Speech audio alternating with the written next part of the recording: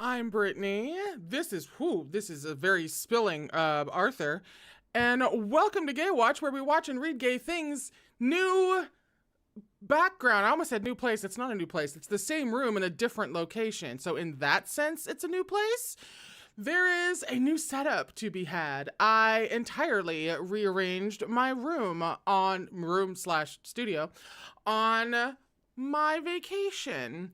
And so that is why the walls are naked and very boring. It's because this happened yesterday. So I plan to have plenty of like nice gay things back behind here in the future, but at the moment it's bare. So sorry. It's a very boring background, but we'll get there. It'll be great. It'll be great. I married an artist. She has a color sense. We'll do something. We'll get something going. We read for a couple of hours, and we are reading King's Rising, Book 3 in the Captive Prince trilogy. We read, I said for a couple of hours, but we take a break around halfway through, which is where the Gaywatch break room comes in, and that's where you were at the very beginning of the stream. And we are on page 118 for chapter 8. Please no spoilers in the chat because there are people who have not read this before. And if I read correctly, is there another birthday here today? Jamie, is it your birthday like today, or was it literally, is it just like around here? Like, weigh in, please. Is it your birthday? Yours was last week?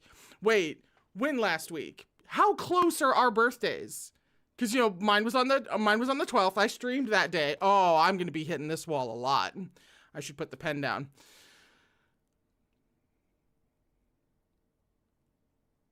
Yeah, I saw that you had finally gotten your family to watch Everything Everywhere All at Once, which, that is a birthday accomplishment. Very well done. The 17th, the day before my sister's. Everyone's born in June around here, apparently. Happy birthday, Jamie. So, let us see. We had a bit of a cliffhanger last time. They basically just, got up and fled from the room to go answer an emergency, to put it mildly. Ooh. But we're now getting into the middle of this. And there's so much that needs to happen before this story can end. So, it might have been nothing, simply an incursion. It was Damon's decision to follow the riders, which meant dragging men up to ride out in the dim light of pre-dawn. They streamed out of Marlis and rode west, out through the long fields, but they found nothing until they came to the first village. They smelled it first. The thick, acrid smell of smoke blown in from the south. The outer farms were deserted and blackened with fire, which still smoldered in places. There were large patches of scorched earth that spooked the horses with their startling heat when they passed. It was worse when they rode into the clustered village itself. An inexperienced commander, Damon knew what happened when soldiers rode through populated lands. Given warning, the old and the young, the women and the men would make for the surrounding countryside, taking shelter in the hills with their best cow or provisions. If not given warning, they were at the mercy of the troop's leader, the most benevolent of whom would make his men pay for the provisions they took and the daughters and sons they enjoyed, at first. But that was different to the vibration of hooves at night, to rousing and confusion with no chance to escape, only time to bar the doors. Barricading themselves inside would have been instinctive, but not useful. When the soldiers set fire to the houses, they would have had to come out. Damon swung down off his horse, his heels crunching on the blackened earth, and looked at what was left of the village. Luron was reining in behind him, a pale, slender shape beside Macedon and the Accusations men riding with him in the thin dawn light. There was grim familiarity on both Varetian and Accusations faces. Briteau had looked like this, and Terrassus. This was not the only unprotected village ruined as a salvo in this fight. Send a party to follow the riders. We stop here to bury the dead. As he spoke, Damon saw a soldier let a dog loose from the chain it strained at. Frowning, he watched it streak across the village, stopping at one of the far buildings, scrabbling at the door. His frown deepened. The outbuilding was set away from the cluster of homes. It stood intact. Curiosity drew him closer, boots turning gray with ash. The dog was whining, a high, tinny sound. He put his hand on the door of the outbuilding and found it unyielding. It was latched from the inside. Behind him, a girl's unsteady voice said, "There's nothing there. Don't go inside." He turned. It was a child of about 9, of indeterminate gender, only maybe a girl. White-faced, she had pushed herself out of the pile of firewood stacked against the building wall. "If there's nothing there, why not go inside?" Luron's voice. Luron's calm, invariably infuriating logic as he arrived, also on foot. With him were 3 Varetian soldiers. She said, "It's just an outbuilding." "Look." Luron dropped to one knee in front of the girl and showed her the starburst on his ring. "We are friends." She said, "My friends are dead."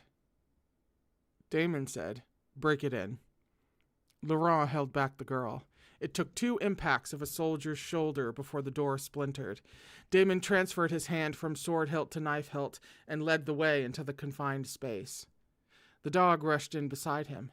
Inside, there was a man lying on the straw-strewn dirt floor with the broken end of a spear protruding from his stomach, and a woman standing between him and the door, armed with nothing but the other end of the spear. The room smelt of blood. It had soaked into the straw, where, ashen, the man's face was transforming with shock. "My liege," he said, and with a spear in his stomach, he was trying to push himself up on one arm to rise for his prince. He wasn't looking at Damon. He was looking past him, at Luron, who was standing in the doorway. Luron said, without looking around, "Call for Pascal." He stepped into the crude space, moving past the woman, simply putting his hand on the spear shaft she held and drawing it out of the way. Then he dropped to his knees on the dirt floor, where the man had collapsed back onto the straw. He was gazing up at Luron with recognition. "I couldn't hold them off," said the man. "Lie back," said Luron. "The physician comes." The man's breath rattled. He was trying to say that he was some old retainer from Marlis. Damon looked around the small, mean room. This old man had fought for these villagers against young, mounted soldiers. Perhaps he had been the only one here with any training, though any training that he'd had would have been from his past. He was old. Still, he had fought. This woman and her daughter had tried to help him, then to hide him. It didn't matter. He was going to die from that spear. All of this was in Damon's mind as he turned. He could see the trail of blood. The woman and the girl had dragged the old man in here from outside. He stepped over the blood and knelt as Luron had, in front of the girl. "Who did this?" She said nothing at first. "I swear to you, I will find them and make them pay." She met his eyes. He thought he'd hear fear-darkened flashes, a truncated description, that he'd learn, at best, the color of a cloak. But the girl said the name clearly, like she'd carved it into her heart. "Damianos," she said. "Damianos did this. He said it was his message to Castor."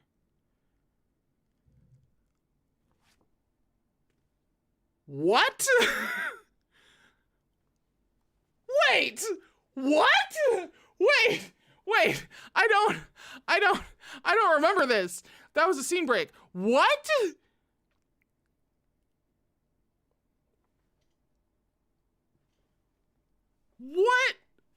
What? There's an imposter plotline? What? Because we didn't have enough going on.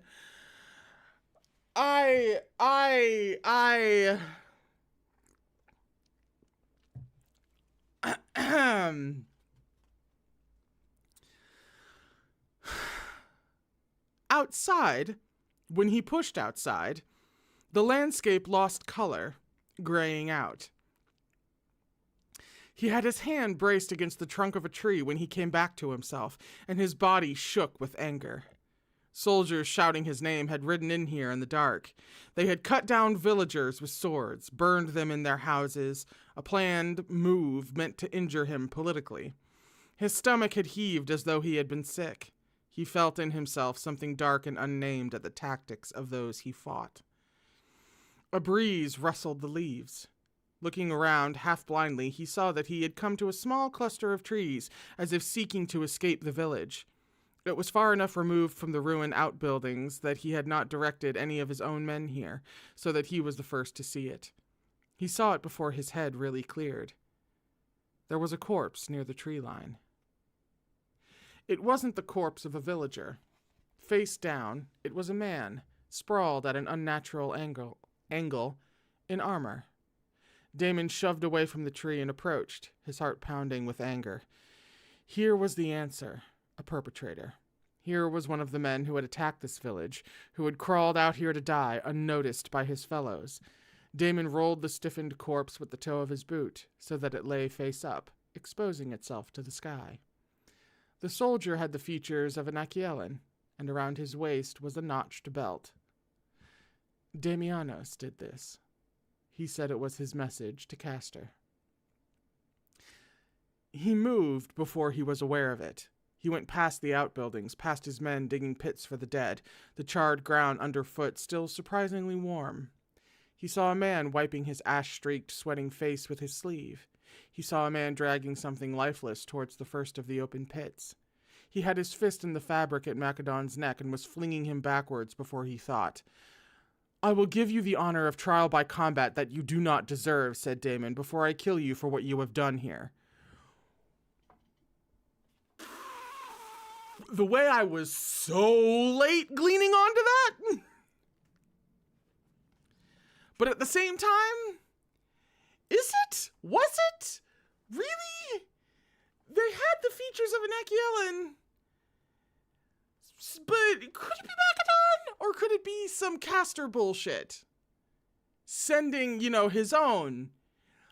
These are the questions.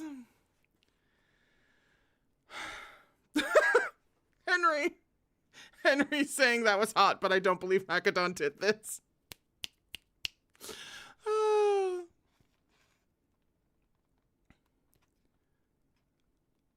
You would fight me?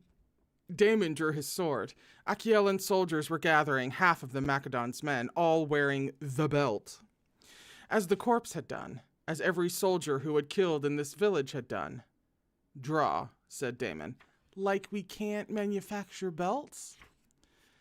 But, emotions slightly running high. They're just a little feverish, For what? Macedon gave a scornful look at his surroundings. Dead Varetians?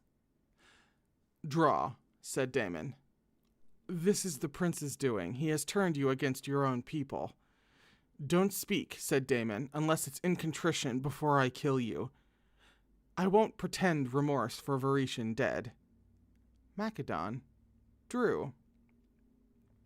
I feel like just a quick little confirmation. I mean, I guess he did give a quick little confirmation because, someone's turning you against me is essentially a denial that I did not do this. However, I feel like in his heightened state, Damon could probably do with a very just flat denial at this moment.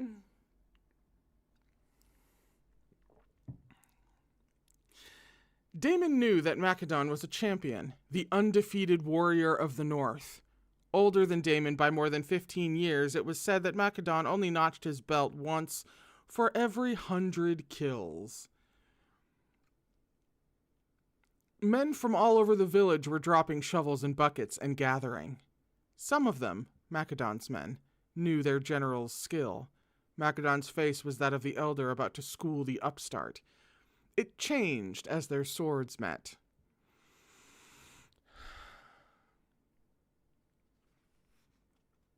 Macedon favored the brutal style popular in the north, but Damon was strong enough to meet his massive two-handed attacks and match them, not even needing to draw on his superior speed or technique. He met Macedon strength against strength. I mean, speaking of hot, but more important things are happening. The third came, death in steel shearing through Macedon's neck. I'm sorry. Whew, I skipped a very important sentence. The first clash sent Macedon staggering back. The second ripped his sword out of his hands. The third came, death in steel shearing through Macedon's neck. Stop! Luron's voice cut across the fight, ringing with unmistakable command. Macedon was gone. Luron was there instead. Luron had wrenched Macedon backwards to hit the dirt, and Damon's sword was driving towards Luron's exposed neck. If Damon had not obeyed, his whole body reacting to that ringing command, he would have severed Luron's head from his body. But the instant that he heard Luron's order, instinct reacted, wrenching every sinew. His sword stopped a hair's breadth from Luron's neck. Damon was breathing hard. Luron had pushed his way alone onto the makeshift battleground. His men, racing after him, had stopped on the perimeter of onlookers. The steel slid against the fine skin of Luron's neck.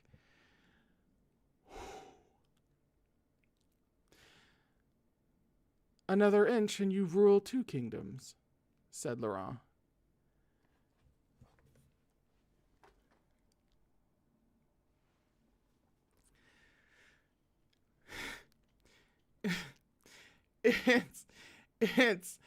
It's not valid question, ring bell, to ask if we're holding hands. It's not that CS. I'm losing everything I was about to say because my brain has been so wiped clean. It's not that like CS Picard makes things hot when she wants to. It's that it feels like sometimes almost like she's being normal and I'm just the one who finds it hot. You get what I mean? But at the same time, she knows what she's doing, but it still feels like it's my fault somehow.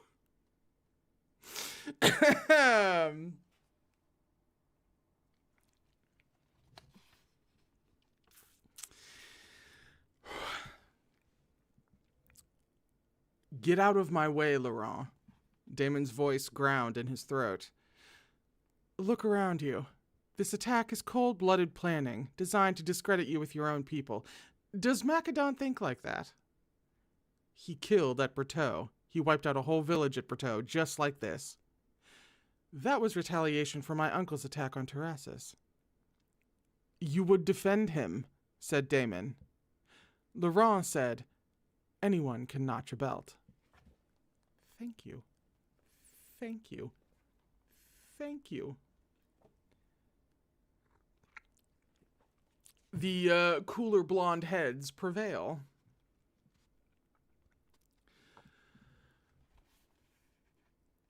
His grip tightened on the sword, and for a moment he wanted it to cut into Luron. The feeling rose in him. Thick and hot.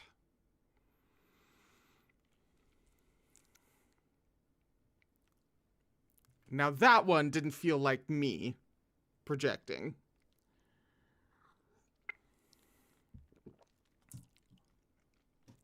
He slammed the sword back into its sheath. Okay, that one might be me.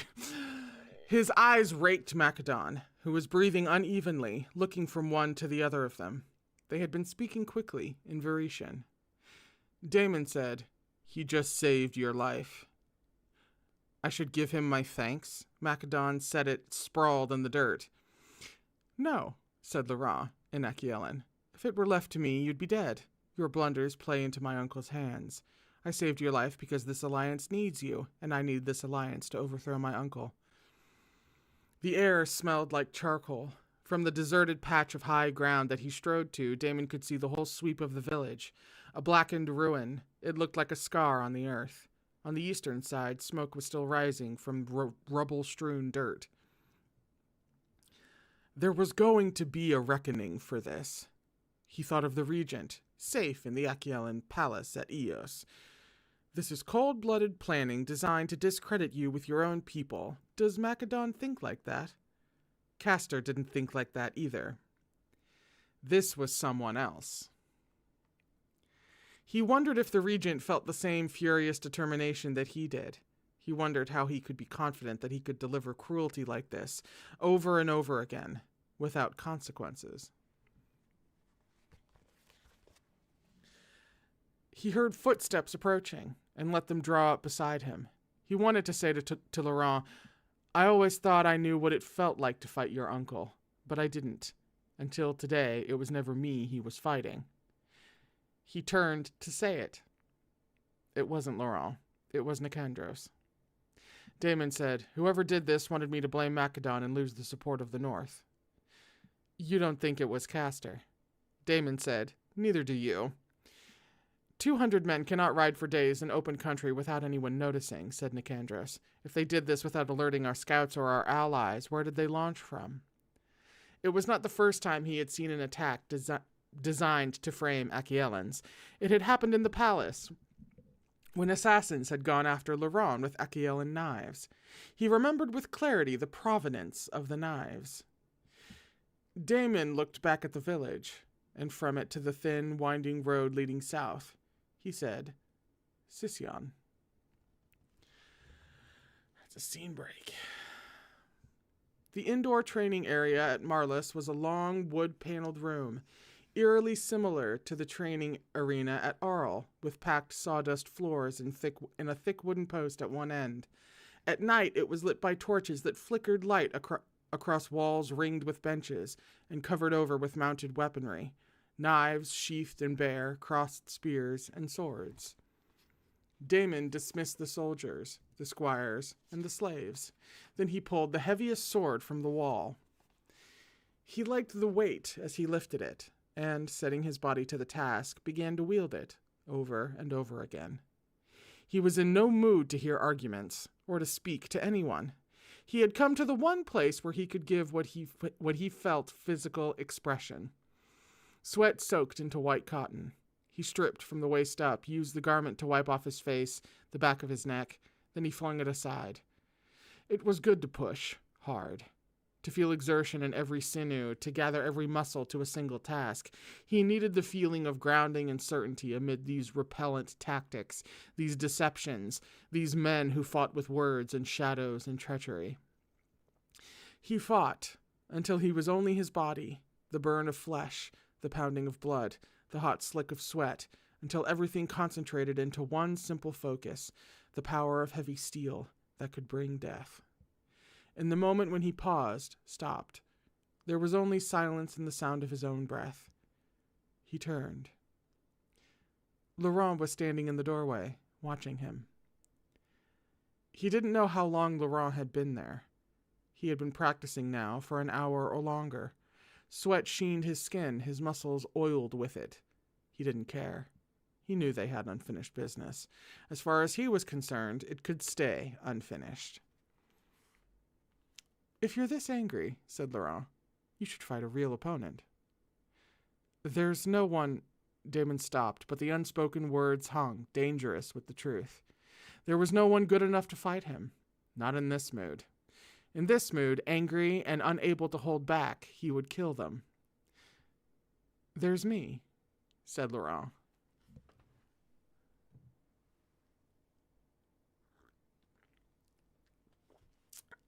That's a scene break. It was a bad idea. He felt the thrumming in his veins that told him it was a bad idea. He watched Luron draw a sword of his own from the wall. He remembered watching Luron's sword work in his duel against Govar, his own fingers itching to pick up a sword. He remembered other things, too. The tug he had felt on his gold collar from the leash in Luron's hand. the fall of the lash on his back, the driving fist of a guard as he was thrown down onto his knees. He heard his own voice, thick and heavy. You want me to put you on your back in the dirt?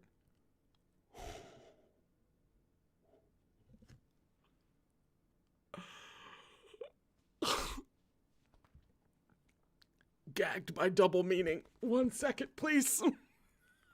Hold, please. Oh, yeah, we're holding hands. Yeah, hold hands. You're here. Oh, how does that even look on how do I best? I had this figured out in the old setup. How do I? Oh, also I'm scooted over. So sorry. New setup. Who this? Can I do over? I'll figure it out. We'll figure it out. We'll do it live. That's what this whole thing is.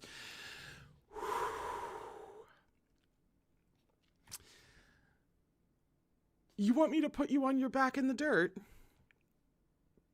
You think you can? Luron had cast his sword sheath to the side. It lay disregarded in the sawdust as he calmly stood with an open blade. Damon hefted his own sword in his hand. He was not feeling careful. He had warned Luron. That was advance notice enough. He attacked, a ringing 3-stroke sequence that Luron countered, circling so that his back was no longer to the door, but to the length of the training area. When Damon attacked again, Luron used the space behind him, moving back, and further back. Damon quickly grasped that he was progressing through the same set of experiences that had derailed Govar, expecting the fight to be more straightforward than it was, and finding that instead Luron was difficult to pin down. Luron's blade teased, slipping away without follow-through. Luron enticed, then stepped back. It was irritating. Luron was a good swordsman who was not exerting himself. Tap, tap, tap. They had by now traveled almost the full length of the training area and were drawing alongside the post. Luron's breathing was undisturbed. The next time Damon engaged, Luron ducked and swung around the post so that he had the length of the training area again at his back. Are we just going to go up and down? I thought you'd push me at least a little, said Luron. Damon unleashed a strike, full strength and with brutal speed, giving Luron no time to do anything but bring up his sword. He felt blade catch blade with a screech of metal and watched the force of the impact travel through Luron's wrists and shoulders, watched it wrench the sword almost out of his hands, and throw him, satisfyingly, out of a balanced stance to stagger 3 paces back. You mean like that, said Damon.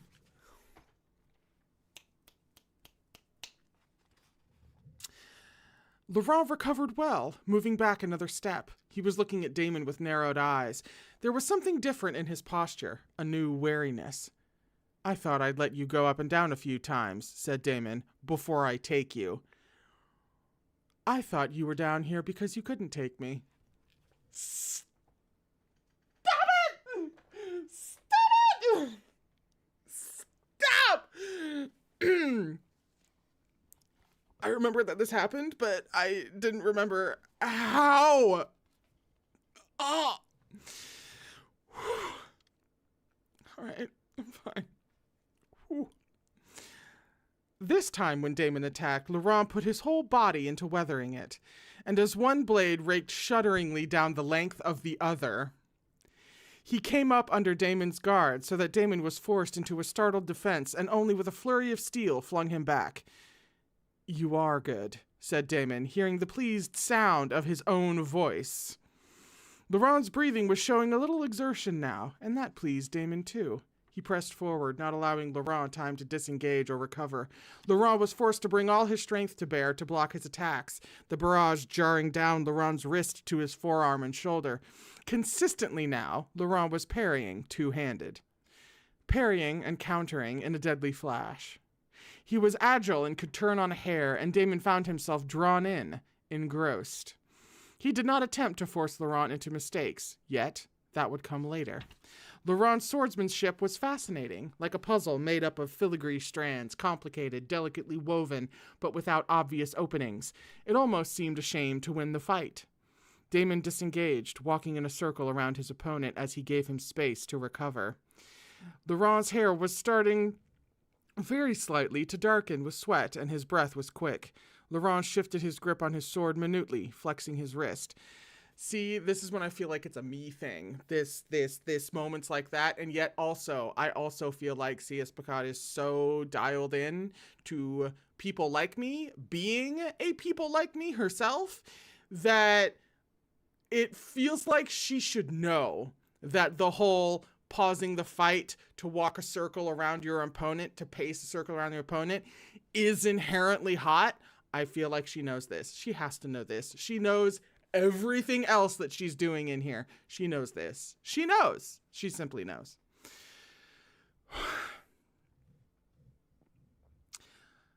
"How's your shoulder?" Damon said. "My shoulder and I," said Luron, "are waiting to be shown a real fight." Luron swept his blade up, ready for the attack. It satisfied Damon to force some real sword work from him. Damon drove into those exquisite counters, forcing them into patterns that he half remembered. Luron was not Auguste. He was cast from a different mold physically, with a more dangerous caliber of mind. Yet there was a resemblance, the echo of a similar technique, a similar style, perhaps learned from the same master, perhaps the result of the younger brother emulating the older in the training yard. Ow! You didn't have to. You didn't have to. That was unnecessary. He could feel it between them, as he could feel everything between them. The deceptive sword work that was too much like the traps that Luron laid for everyone, the lies, the prevarications, the avoidance of a straightforward fight in favor of tactics that used those around him to achieve his ends, like a consignment of slaves, like a village of innocents. He swept Luron's blade out of the way, slammed the hilt of his sword into Luron's stomach, then threw Luron down, his body landing hard enough on the sawdust to knock the wind out of his lungs. "You can't beat me in a real fight," said Damon. His sword pointed to the line of Luron's Adam's apple. Luron was sprawled on his back, with spread legs and one knee raised. His fingers slid into the sawdust beneath him.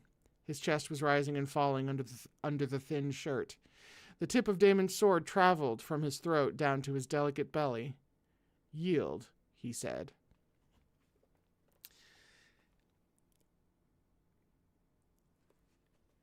This would be one of the more blatant examples of C.S. Picard knowing exactly what she's doing.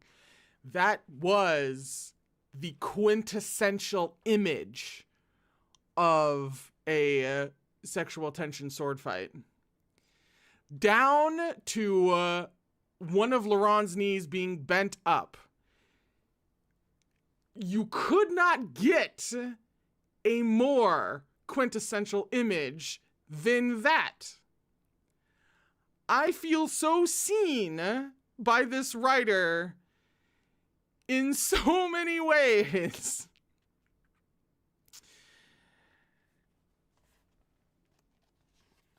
Ways that I never expected to be seen.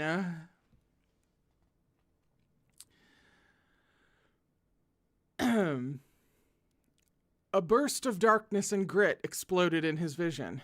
Damon squeezed his eyes shut reflexively and shifted his sword point back a critical half-inch as Luron whirled his arm and flung a handful of sawdust into his face. When Damon's eye opened, Luron had rolled and come up holding his sword. It was a juvenile boy's trick that had no place in a man's fight. Wiping the sawdust away with his forearm, Damon looked across at Luron, who was breathing hard and wearing a new expression. "You fight with the tactics of a coward," said Damon. "I fight to win," said Luron. "Not well enough for that," said Damon. The look in Luron's eyes was the only warning before Luron swung at him with killing force. Damon swerved sideways and abruptly back, brought his sword up, and still found himself giving ground. There was a moment of pure concentration, edged silver all around him that he must focus on completely. Luron was attacking with everything he had. There was no more elegant engagements, no more insouciant parries. Being thrown onto his back had broken some barrier in Luron, and he was fighting with open emotion in his eyes. And with exhilaration, Damon met the onslaught, took on Luron's best sword work, and began step by step to drive him back. And this, it was nothing like Auguste, who had called to his men to stand back. Luron's sword cut through a holding rope, and Damon had to push away before the shelf of mounted armory it supported came crashing down on his head. Luron shoved at a bench with his leg and sent it careening into Damon's path. The armor that had spilled from the wall onto the sawdust became an obstacle course to force uneven footwork.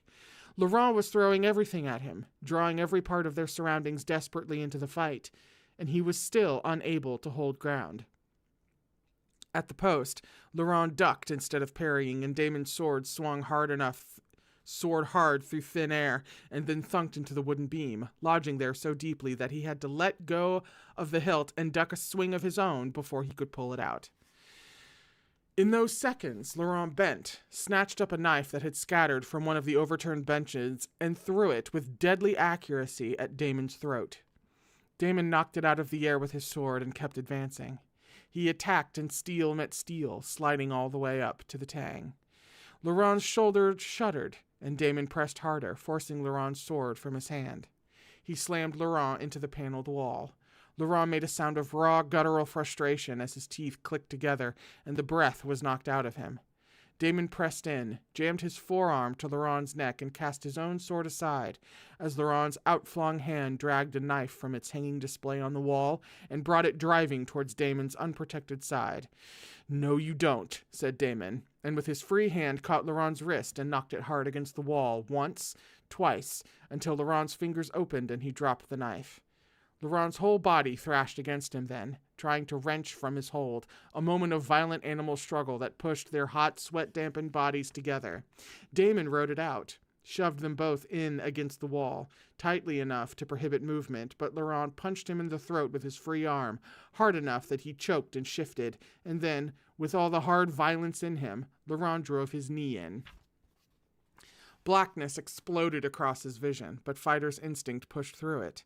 He dragged Luron away from the wall and flung him to the ground, where Luron hit, body impacting hard on the sawdust.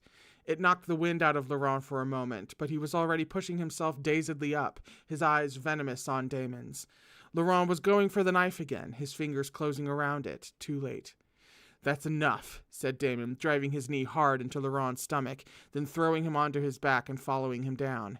He had Luron's wrist in his grip, and he slammed it back against the sawdust, so that Luron released the knife. His body was an arc over Luron's, pinning Luron with his weight. With his hands on Luron's wrists, Luron taut beneath him. He could feel the hot rise and fall of Luron's chest. He tightened his grip. Finding himself with no way out from under Damon's body, Luron made a last desperate sound, and only then finally went still, panting, his eyes furious with bitterness and frustration. They were both panting. Damon could feel the resistance in Luron's body. "Say it," said Damon. "I yield." It was gritted out. Luron's head turned away to one side. "I want you to know," he said, the words thick and heavy as they pushed out of him, "that I could have done this any time when I was a slave."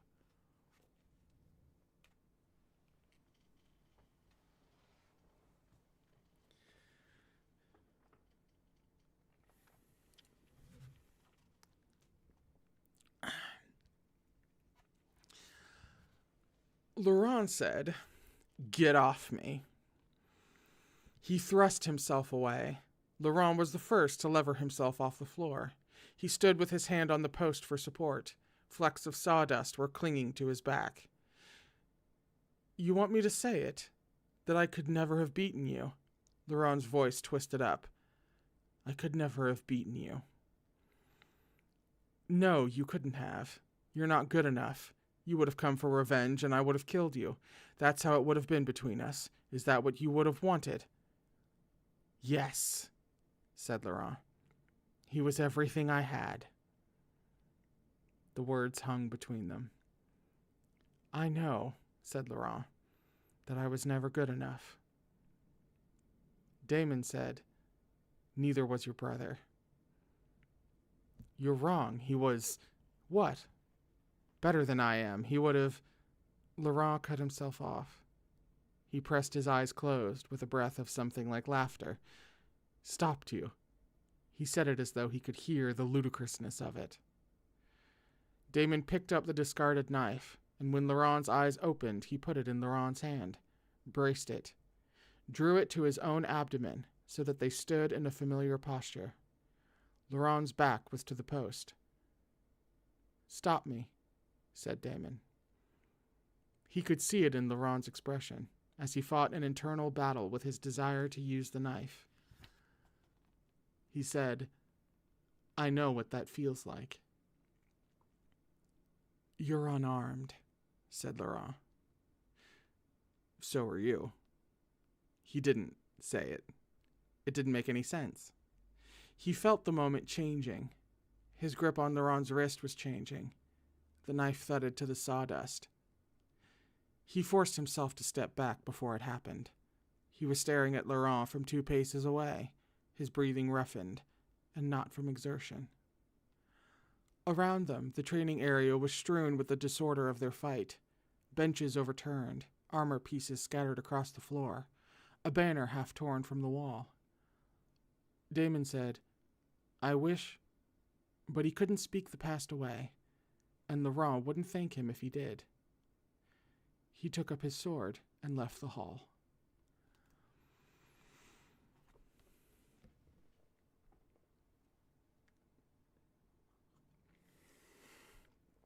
It's the end of the chapter. It's the end of the chapter.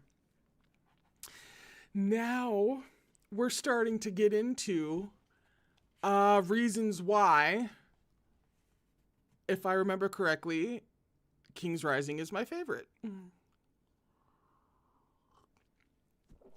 Also, shout out to Henry, because Henry, haven't you been saying this whole time that you wanted like a big fight scene like this? Like with them and the sexual tension-filled swordplay thing? Haven't you been saying it? Yes, I have been sitting on this for 2.5 books now. Because from the second you said it, I was like, oh, Henry's gonna get their wish. Henry's gonna get their wish. And we're finally here. I'm so happy for you, baby. I'm so happy for you. I've been waiting for this for you for so long, and I haven't been able to say anything. Dear God. Oh, Henry wins the stream today. Henry wins. Oh. Amazing. Amazing. The manifestation. Beautiful. Inspirational. We're on page 139 for chapter 9. Oh, actually, let me check real quick. Since we are getting towards 4, yeah, this next chapter is a long one. Let me see if there's a scene break some point in the near future. There kind of is. So we'll go for a little bit to the next scene break, and that's when we'll actually take our break. But, oh, that is one of the best scenes in the whole thing. I mean, of course it is. This is an exact and perfect example of C.S. Picard giving us everything we want, but not a moment too soon, and not for unsatisfying reasons. She makes you wait until it's right, until the moment in the story is right.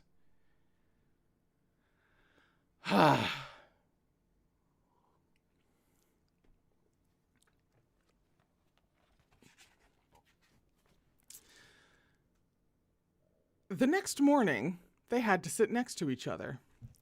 I have to say, that the next morning so continues the sexual parallel that just went with the last scene. Because it also the next chapter just cut to the next morning. It's the morning after, you know? The next morning, they had to sit next to each other. Damon assumed his place beside Luron on the erected dais, looking out at the green oblong of meadow that formed the arena, wanting nothing more than to arm up and ride to take the fight to Carthus. The games felt wrong when they should be marching south. The joint thrones today were under a silk awning, raised to protect Luron's milk-maid skin from the sun. It was a superfluous measure, since almost every part of Luron was covered. The sun shone beautifully over the field, and the tiered stands and the grassy side slopes stage for a contest of excellence. Damon's own arms and thighs were bare. He wore the short chiton, pinned once at his shoulder. Next to him, Luron was an unchanging profile, fixed as a coin stamp. Beyond Luron sat the Varetian nobility, Lady Van murmuring into the ear of a new female pet, Guion and his wife, Lois. I never did look that one up. Anguiran, the captain. Beyond that was the prince's guard, Jord, Lazar, and the others in blue livery, standing arrayed, the starburst banners waving above them. To Damon's right sat Nicandros, and beside him the conspicuously empty seat meant for Macedon. Macedon wasn't the only one absent. The grassy slopes and tiered stands were missing Macedon's soldiers, depleting them of half their men. His anger of yesterday having passed, Damon could see that, in the village, Luron had risked his life to stop exactly this from happening. Luron had stood in front of a sword to try to prevent Macedon's defection. A part of Damon acknowledged, a little guiltily, that Luron probably hadn't deserved to get thrown around the training area as a result. That depends on how you look at it, really.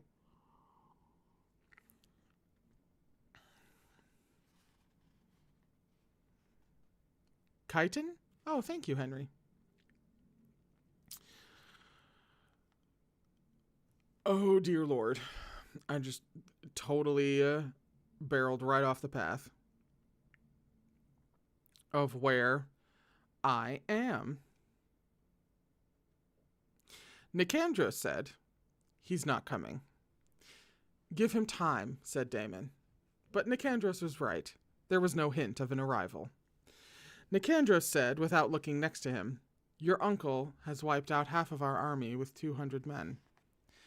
"And a belt," said Luron. I love this bitch so much. So very much. I love him. I just simply, oh.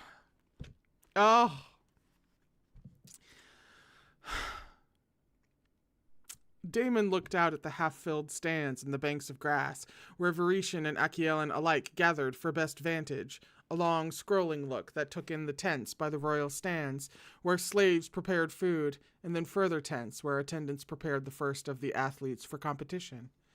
Damon said, "At least someone else has a chance to win at javelin." He stood. Like a rippling wave, all those around him stood, and all those gathered from the tiered stands to the meadow. He lifted his hand, his father's gesture.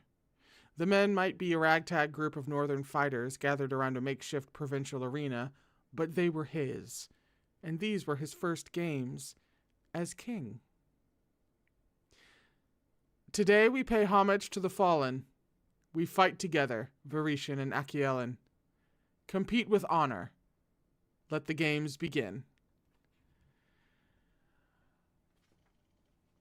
That's a scene break, and kind of a perfect place to stop off for the break, actually.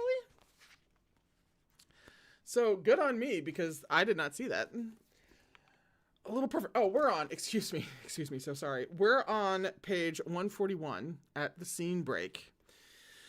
Whew, man, I've been waiting to get to that fight scene since the beginning. This is one of the scenes that I was looking forward to the most for very extremely obvious reasons.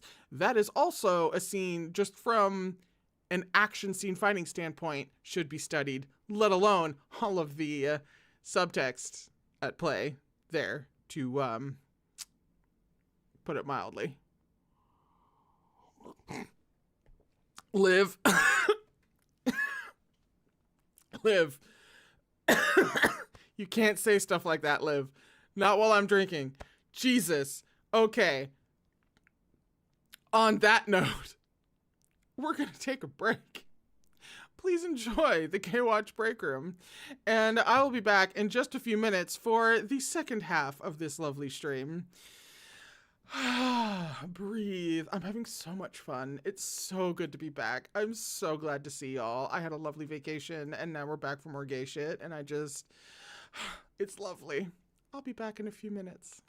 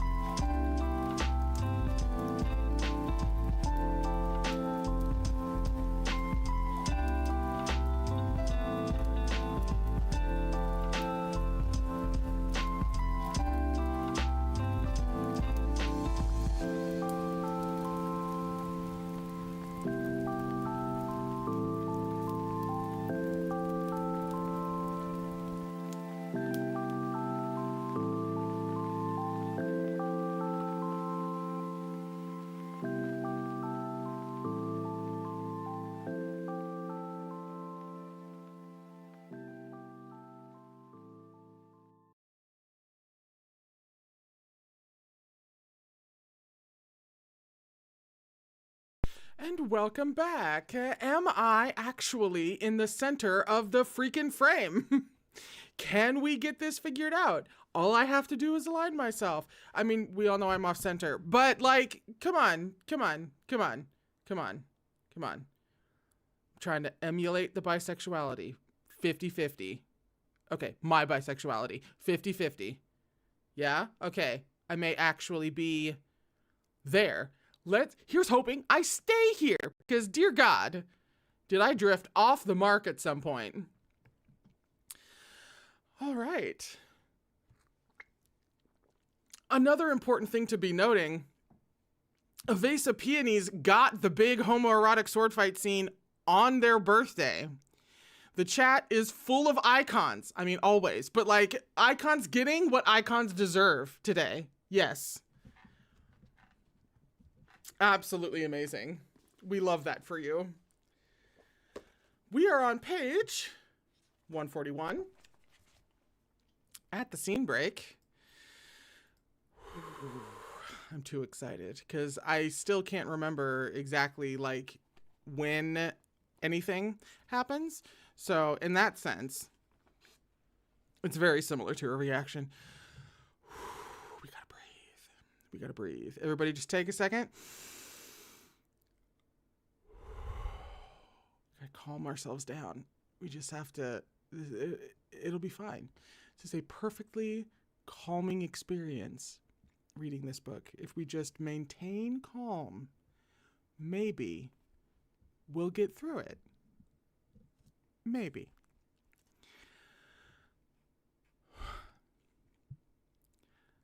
Target shooting created a few disputes, which everybody enjoyed. To the surprise of the Achielans, Lazar won the archery. To the satisfaction of the Achielans, Octus won the spear throwing.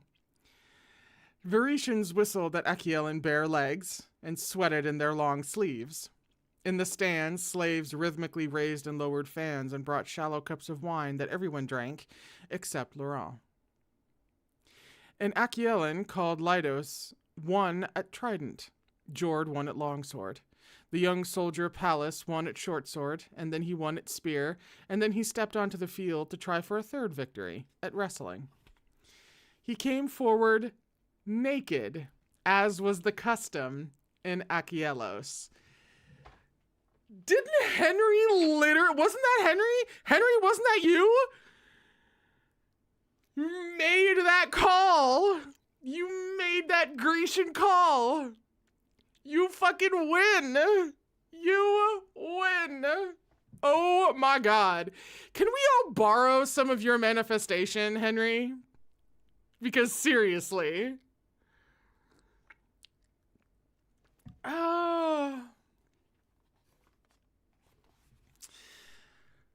He was a handsome youth with the physique of a champion. Ellen? I really don't want to say Elon. You know what I mean? So we're going to call him Ellen. Just because. His opponent was a young man from the south. The two men scooped oil from the receptacle brought to them by the stewards, anointed their bodies with it. Then they slung their arms around one another's shoulders and, on the signal, heaved.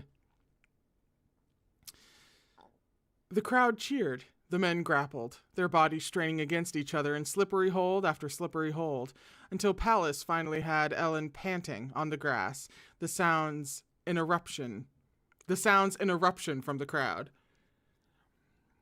Pallas rose to the dais, victorious, his hair a little tangled with oil.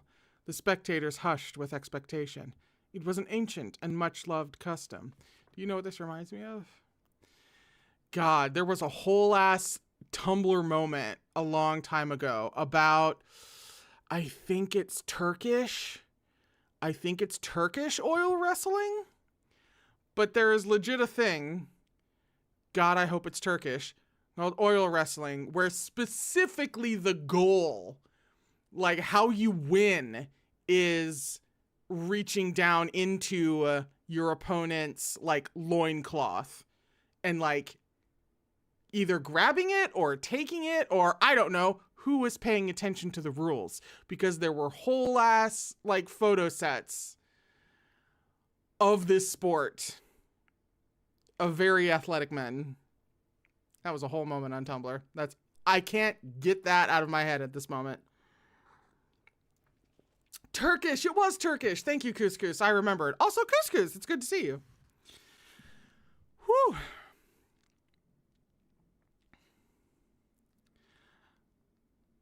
Pallas rose to the dais, victorious, his hair a little tangled with oil.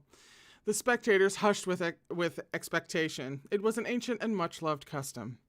Pallas dropped to his knees in front of Damon, almost glowing with the distinction of what his 3 victories allowed him to do.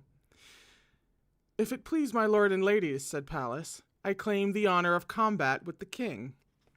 Oh shit. There was a swell of approbation from the crowd. Pallas was a rising star, and everyone wanted to see the king fight. Connoisseurs of combat, many of those here lived for these types of matches, when the best of the best took on the kingdom's established champion. Damon rose from the throne and put his hand to the gold brooch at his shoulder. His garment dropped, and the crowd roared its approval. The attendants took up his garment from where it fell, as he descended the dais and came out onto the field. On the grass, he reached his cupped hands into the receptacle held by the steward and scooped out the oil, smearing it over his naked body. He nodded to Pallas, who he could see was excited, nervous, euphoric, and he put his hand on Pallas's shoulder, felt Pallas's hand on his own. He enjoyed it. Pallas was a worthy opponent, and it was a pleasure to feel the strain and heave of a highly trained body against his own. The bout lasted almost 2 minutes, before Damon locked his arm around Pallas's neck and held him down, absorbing every surge, every struggle, until Pallas was stiff with strain, then shaking with it, then spent, and the match was won. Gratified, Damon stood still while the attendant scraped the oil from his body and toweled him down. He returned to the dais, where he spread his arms for the attendants to repin his clothing. "Good fight," he said, taking his place again on the throne beside Luron. He waved over some wine. "What is it?" "Nothing," said Luron, and found somewhere else to put his eyes. They were clearing the field for the Octton. "What can we expect next?" "I really feel," said Van, "it might be anything." On the field, the Octton targets were being set at spaced intervals. Nicandros stood up. "I'm going to inspect the spears that will be used in the Octton." "I would be honored," said Nicandros, "if you would join me."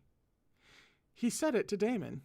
Checking over his equipment in meticulous detail before an Octton had been Damon's habit since boyhood, and it appealed to Damon that during the lull between events, the king should tour the tents, view the weaponry, and greet the stewards and those men who would be his competitors and were outfitting themselves for the ride.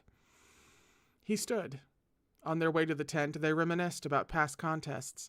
Damon was undefeated in the Octton, but Nicandros was his closest competitor and excelled at throws made from a turn. Damon's spirits rose. It would feel good to compete again. He lifted the tent flap and stepped inside. Oh my god, I'm remembering now.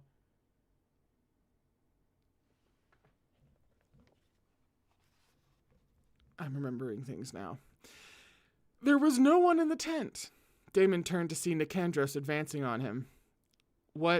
A rough, painful grip closed on his upper arm. Startled, he let it happen, never thinking for a moment of Nicandros as a threat. He allowed himself to be pushed backwards, allowed Nicandros to take hold of a fistful of fabric at his shoulder and yank it hard. He was staring at Nicandros in confusion, with his clothing hanging from his waist, and Nicandros was staring back at him. Nicandros said, "You're back." Ow! This wasn't what I remembered. Not at all. This was not at all what I remembered. Oh my god, that's right! His back! He just showed his back.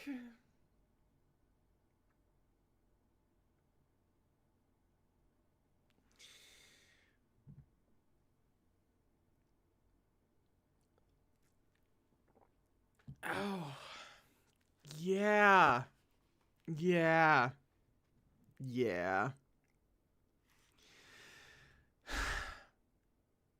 See, even fucking naked oil Grecian wrestling comes with the point!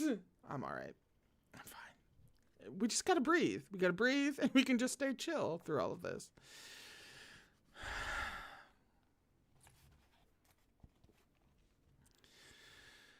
Damon flushed. Nicandrus was staring at him as if he had needed to see it up close to believe it. The exposure was a shock. He knew there was scarring. He knew it extended across his shoulders down to his mid-back. He knew the scars had been well taken care of. They didn't pull, they didn't twinge, even during the most strenuous sword work. The smelly salves that Pascal had administered had seen to that, but he had never taken himself to a mirror and looked at them. Now his mirror was Nicandros's eyes, the stark horror in his expression. Nicandros turned him, put his hands on Damon's body, spread them over Damon's back, as if touch would confirm what his eyes wouldn't believe. Who did this to you? I did, Luron said. Damon turned. Luron stood in the entryway of the tent. He was arranged with elegant grace, and his lazy, blue-eyed attention was all on Nicandros. Luron said, I meant to kill him, but my uncle wouldn't let me. Nicandros took an impotent step forward, but Damon already had a restraining hand on his arm. Nicandros' hand had gone to the hilt of his sword. His eyes were on Luron furiously. Luron said, He sucked my cock, too.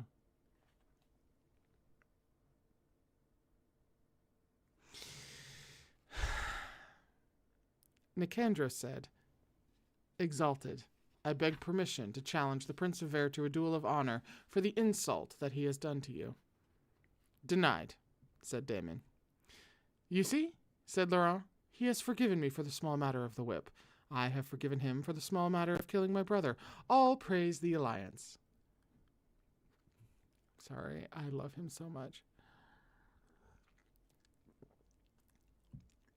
You flayed the skin from his back. Not personally. I just watched while I had my man do it. Luron said it with a fronded, long-lashed gaze. Nicandros looked physically sick with the effort of repressing his anger. How many lashes was it? 50? 100? He might have died.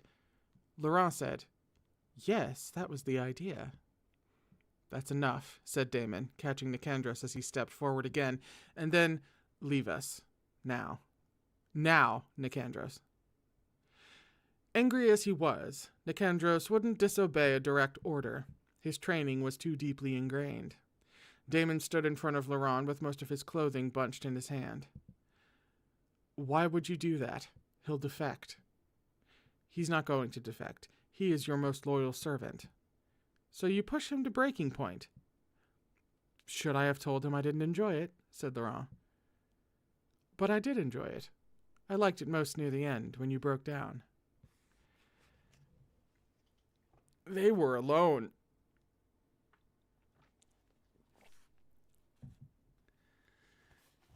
He could count the number of times they had been alone together since the alliance. Once in the tent, he'd learned that Luron was alive. Once at Marlis, outside in the night. Once inside, over swords. Damon said, What are you doing here? I came to collect you, said Luron. Nicandros was taking too long. You didn't have to come here. You could have sent a messenger. In the pause that followed, Luron's gaze shifted involuntarily sideways. A strange prickling passing over his skin, Damon realized that Luron was looking at the polished mirror behind him, at the reflection of his scars. Their eyes met again.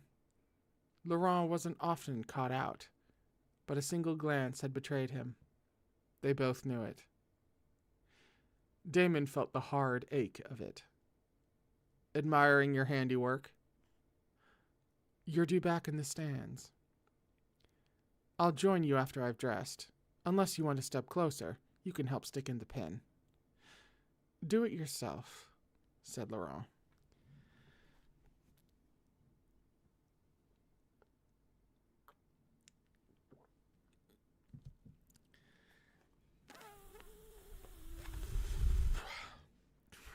We're breathing. We're breathing. This is all just one big breathing exercise. The course for the Octton was almost fully marked out by the time they returned, seating themselves side by side wordlessly. The fever pitch of the crowd was bloodthirsty. The Octton brought that out in them, the danger, the threat of maiming. The second of 2 targets was hammered onto its struts, and the attendants gave the all-clear. In the heat of the day, anticipation was an insect buzz, rising to a commotion on the southwestern side of the field. Excuse me. In the heat of the day, anticipation was an insect buzz.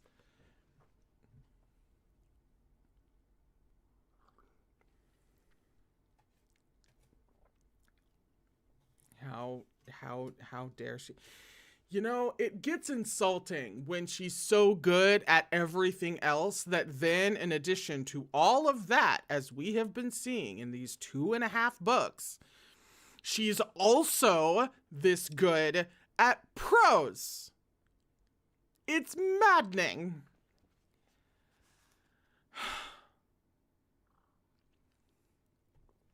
Liv,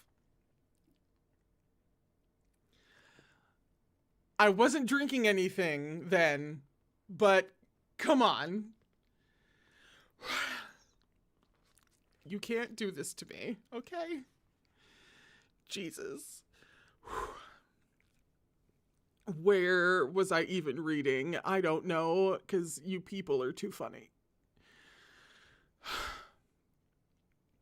Macedon's arrival, mounted, armed, with a cadre of men behind him, caused a burst of activity in the stands. Nicandros was half rising from his seat, 3 of his guards placing their hands on the hilts of their swords. Macedon wheeled his horse in front of the stands to face Damon directly. Damon said, "You missed the javelin." I love him. "A village was attacked in my name," said Macedon. "I want the chance for requital." Macedon had a voice made for generalship that echoed across the stands, and he used it now, making sure he was heard by every spectator gathered for the games. "I have 8,000 men who will fight with you in Carthus, but we won't fight under a coward or green leader who has yet to prove himself on the field." Macedon looked across at the course laid out on the field for the Octton, and then he looked right back at Luron. "I will pledge," said Macedon, "if the prince will ride." Damon heard the reaction of those around him. The Varetian prince was, at a glance, Damon's athletic inferior. Certainly he avoided the training fields. No Achaean had ever seen him fight or take exercise. He had not participated in any of today's contests. He had done nothing more than sit, elegant and relaxed, as now. "Varetians do not train in the Octton," said Damon. "In Accusations, the Octton is known as the sport of kings," said Macedon. "Our own king will take the field. Does the Prince of Ver lack the courage to ride against him?" Humiliating as it was to refuse, it would be worse to accept, to have his inadequacy made explicit on the field. Macedon's eyes said that was exactly what he wanted, his return to the fold conditional on the discrediting of Luron. Damon waited for Luron to sidestep, to evade, to find, somehow, the words to extricate himself from the situation. The flags fluttered loudly. The stands were silent, to a man. "Why not?" said Luron.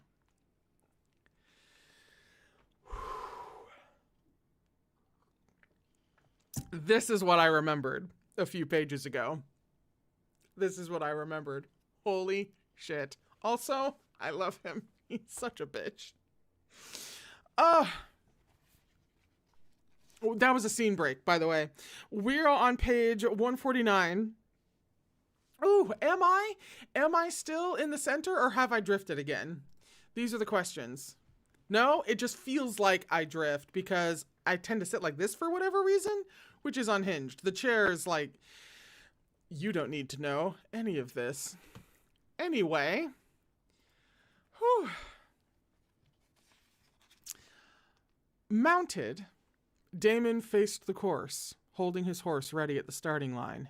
His mount shifted, fractious, eager for the horn that would signal his start. 2 horses down from his own, he could see Luron's bright head. Luron's spears were tipped in blue. Damon's in red. Of the other three competitors, Pallas, already triple-crowned, carried spears tipped in green.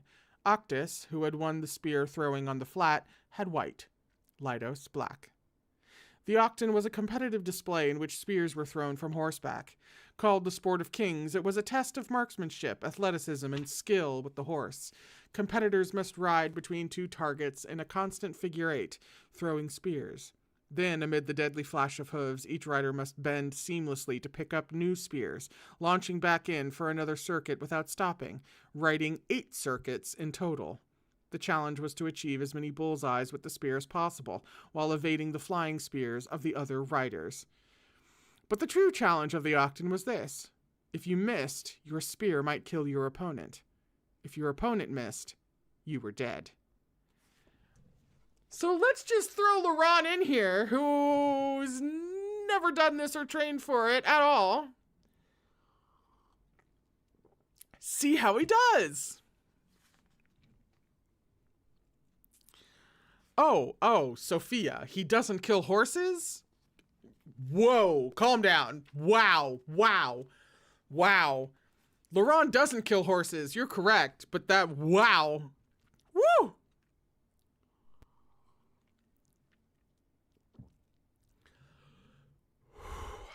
Damon had ridden the Octton often as a boy, but the Octton was not something that you simply vaulted onto a horse and attempted, no matter how good you were with a spear.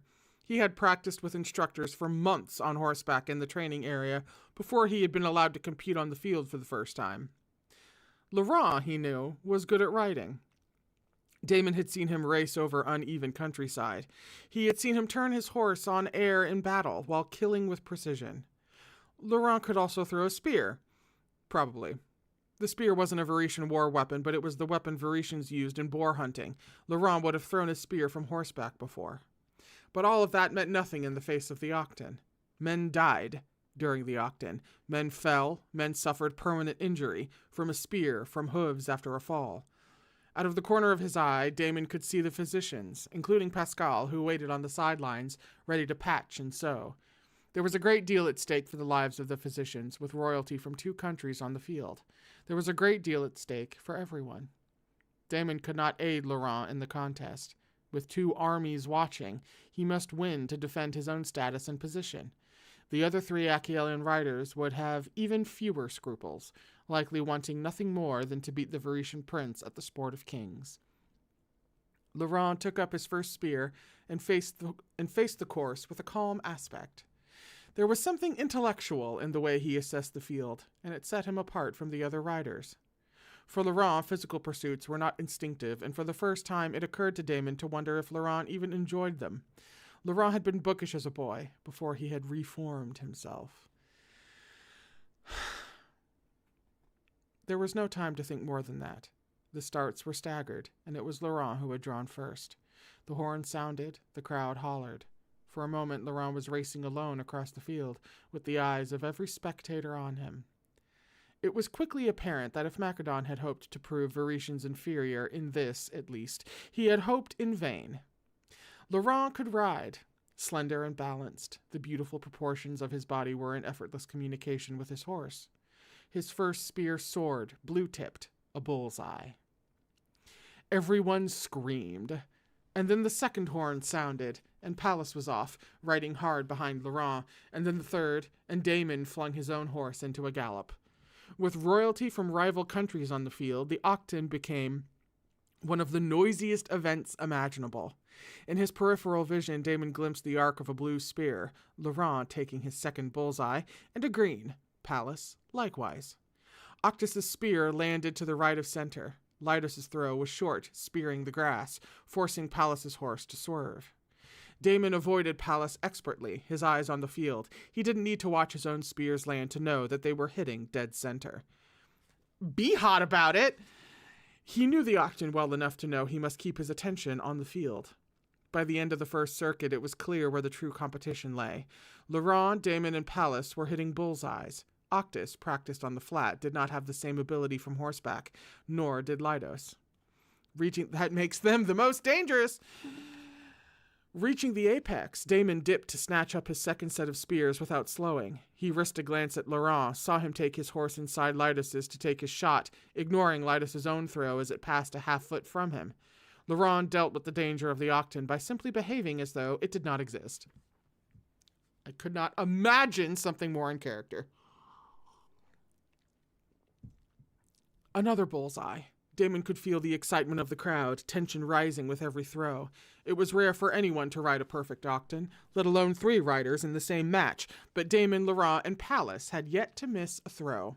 He heard the thud as a spear hit the target to his left. Octus, 3 more circuits. 2. 1. The course was a stream of surging horseflesh, of deadly spears and hooves that flung up turf. They thundered into the final circuit, buoyed by the elation, the ecstasy of the crowd. Damon, Luron, and Pallas were dead even in score, and for a moment it seemed flawless, balanced, as though they were all part of a single whole. It was a mistake anyone might have made. A simple miscalculation. Octus threw his spear too early. Damon saw it, saw the spear leave Octus's hand, saw its trajectory, saw it hit with a sickening thunk, not the target, but the crucial support strut that was holding the target up. At galloping speed, all 5 riders had a momentum that could not be halted. Lytus and Pallas loosed their spears. Both throws were straight and true, but the target, swaying and collapsing without its strut, was no longer there. Lytus's spear, shearing through air on the other side of the course, was going to hit either Pallas or Luron, who was riding alongside him. But Damon could do no more than shout a warning that was whipped from his mouth by the wind, because the second spear, Pallas's spear, was aimed right for him. He couldn't dodge it. He didn't know where the other riders were positioned, couldn't risk his own evasion causing the spear to harm one of them. Instinct reacted before thought. The spear was driving towards his chest. Damon caught it out of the air, his hand closing hard around the shaft, the momentum of it wrenching his shoulder back. He absorbed it, tightening his grip with his thighs to keep himself in the saddle. He caught a flash of Lytus's stunned face beside him, heard the cries of the crowd. He was barely thinking of himself or what he had done. All his attention was on the other spear, flying towards Luron. His heart jammed in his throat. On the other side of the course, Pallas was frozen. In that stricken moment of choice, Pallas could only decide whether to dodge and risk his cowardice killing a prince, or stand his ground and receive a spear to the throat. His fate was tied to Luron's, and unlike Damon, he had no recourse for what to do. Luron knew it. Like Damon, Luron had seen it early, had seen the strut collapse, had judged the outcome. In the handful of extra seconds that this afforded him, Luron acted without hesitation. He released his reins, and as Damon watched, as the spear flew right for him, he jumped, not out of the way, but into the path of the spear, leaping from his horse to Pallas's, dragging them both to the left. Pallas swayed, shocked, and Luron bodily kept him down low in the saddle. The spear sailed past them and landed in the tufted grass like a javelin. The crowd went wild. Luron ignored it. Luron reached down and neatly filched Pallas's last spear for himself, and keeping Pallas's horse at a gallop, as the sounds of the crowd swelled to a crescendo, he threw it, sending it flying right into the center of the final target. Completing the Octton 1 spear ahead of Pallas and of Damon, Luron drew his horse up in a little circle and met Damon's gaze, his pale brows rising as if to say, "Well." Damon grinned. He hefted the spear he had caught, and from where he was on the far side of the course, threw, let it go sailing over the full, impossible length of the field, to thunk into the target alongside Luron's spear, where it rested, quivering. Pandemonium.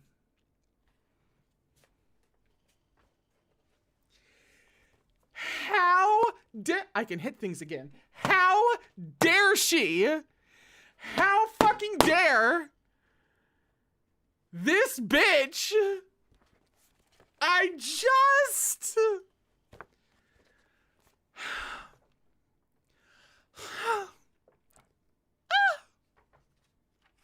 Jesus. I remembered something about it ending with them hitting the same target. But I did not remember Damon pulling yet another hot boy moment and snatching the spear from the air. If Luron had been able to pay attention, he would have fallen over, as we have seen previously when it comes to Damon and spears. Jesus. Henry, you did not. You did not, Henry. Do not. Do not. That would simply be absurd, Henry, if you called the double spear moment. Don't do this to me. Freakish levels of manifestation, Henry. I don't know if you should be proud or ashamed. What?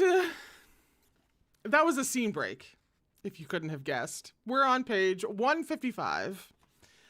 Where even are we supposed to be? Do we go through chapter 10 today? I'm forgetting my own reading stream because what I just read was so exceptional. Were we reading past chapter 10?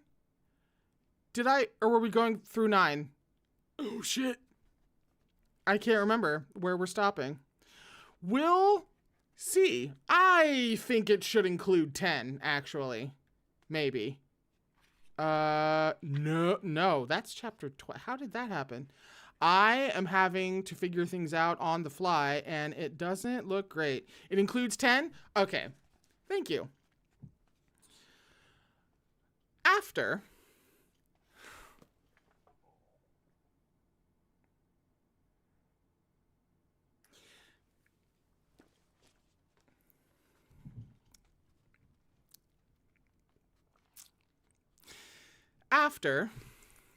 they crowned each other with laurels. Does she keep a list? Did she spend years just keeping a list of every single little thing that is either hot or romantically charged or just something else delightful and delightfully homoerotic? Did she come up with some kind of comprehensive list? Because I swear to God, there are way too many small moments that have always been charged that she just pays off one after another. She had a list, she had a spreadsheet, she had something. Because I couldn't do this without a list. And I've been watching gay shit and I've been making straight shit gay for like a couple of decades at this point.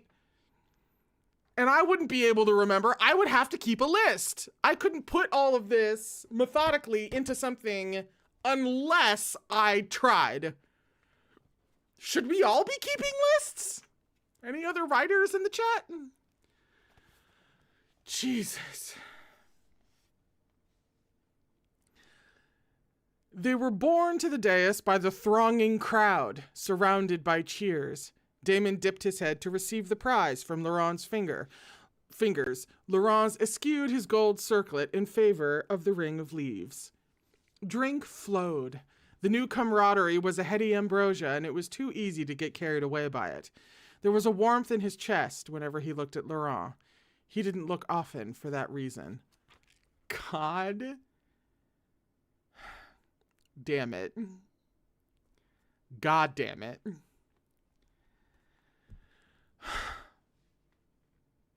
As the afternoon deepened into evening, they moved inward to end the day to the accompaniment of shallow cups of Achiellan wine and the soft sounds of a cathara. There was a fragile feeling of fellowship solidifying among the men, which they had needed from the beginning and which gave him hope, real hope, for tomorrow's campaign.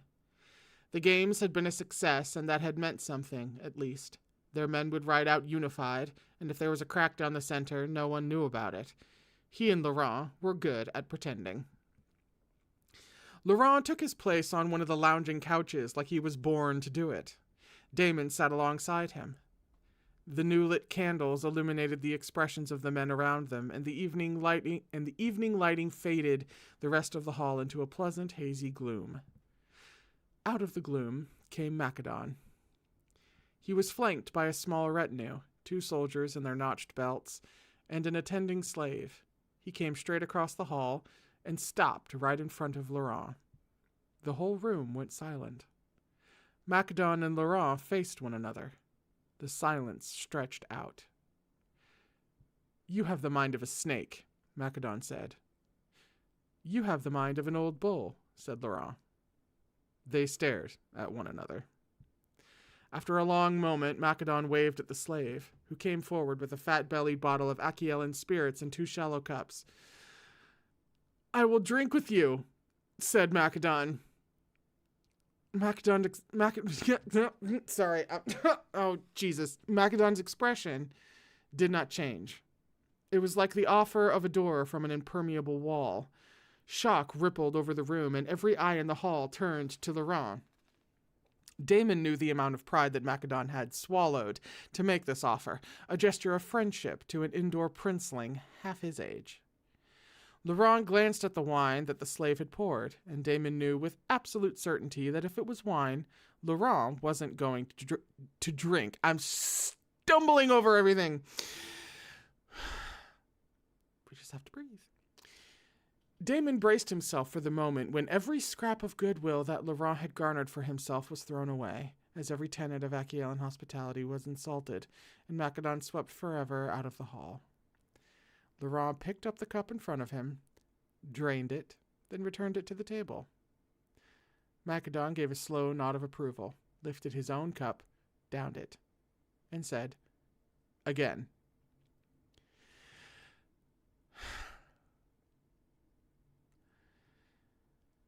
That's a scene break. Later, when a great many overturned cups scattered the low table, Macedon leaned forward and told Luron he must try Griva, the drink from his own region, and Luron downed it and said it tasted like swill, and Macedon said, "Ha, true!" Later, Macedon told the story of his first games, when, Ephagen? It could be a Fagin. I actually kind of like a Fagin more. When a Fagin won the Octton, and the bannermen grew misty-eyed, and everyone had another drink. Later, everyone roared when Luron was able to balance 3 empty cups on top of each other, while Macedon's cups fell over. Later, Macedon leaned in and gave Damon this serious advice. "You shouldn't judge the Varetians so harshly. They drink well."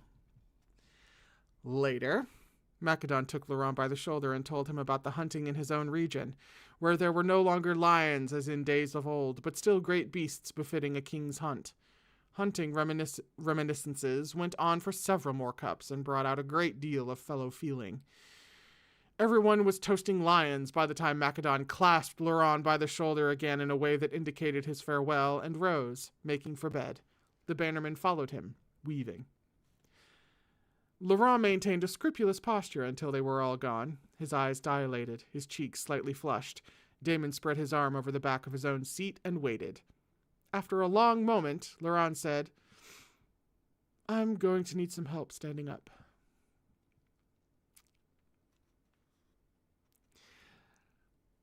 A scene break. He wasn't expecting to receive Luron's full weight, but he did.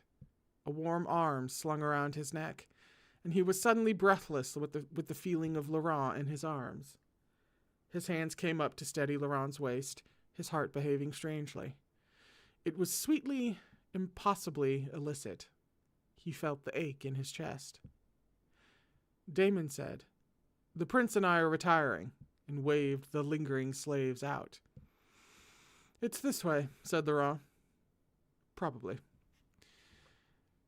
The hall was strewn with the last bits of the gathering, wine cups and empty pouches. They passed Philoctus of Aelin, sprawled out on one of them, his head on his arms, sleeping as deeply as if in his own bed. He was snoring.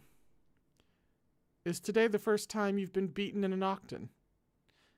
"Technically it was a draw," said Damon. "Technically? I told you I was quite good at riding. I used to beat Auguste all the time when we raced at Chastillon. It took me until I was 9 to realize he was letting me win. I just thought I had a very fast pony.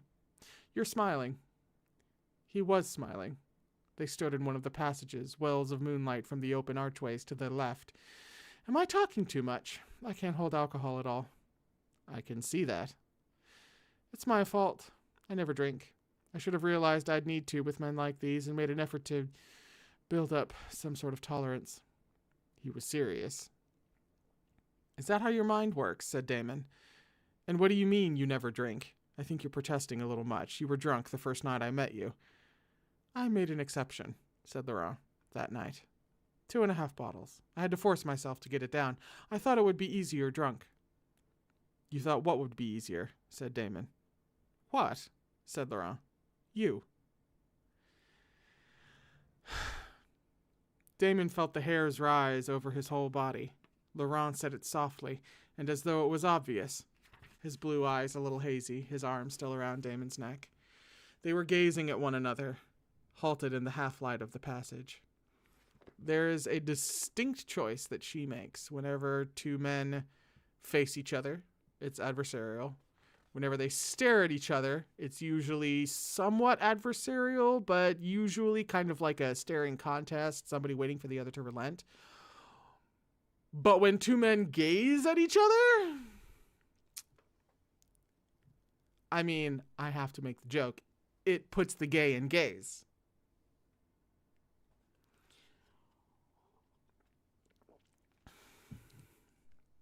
Also, if I can find where I was so I can see the exact phrasing. Excuse me, pardon me as I go back. Hello? Ah, yeah, no, it says they were gazing at one another. Everybody drink. Yes, that's why I took a sip from Arthur, actually.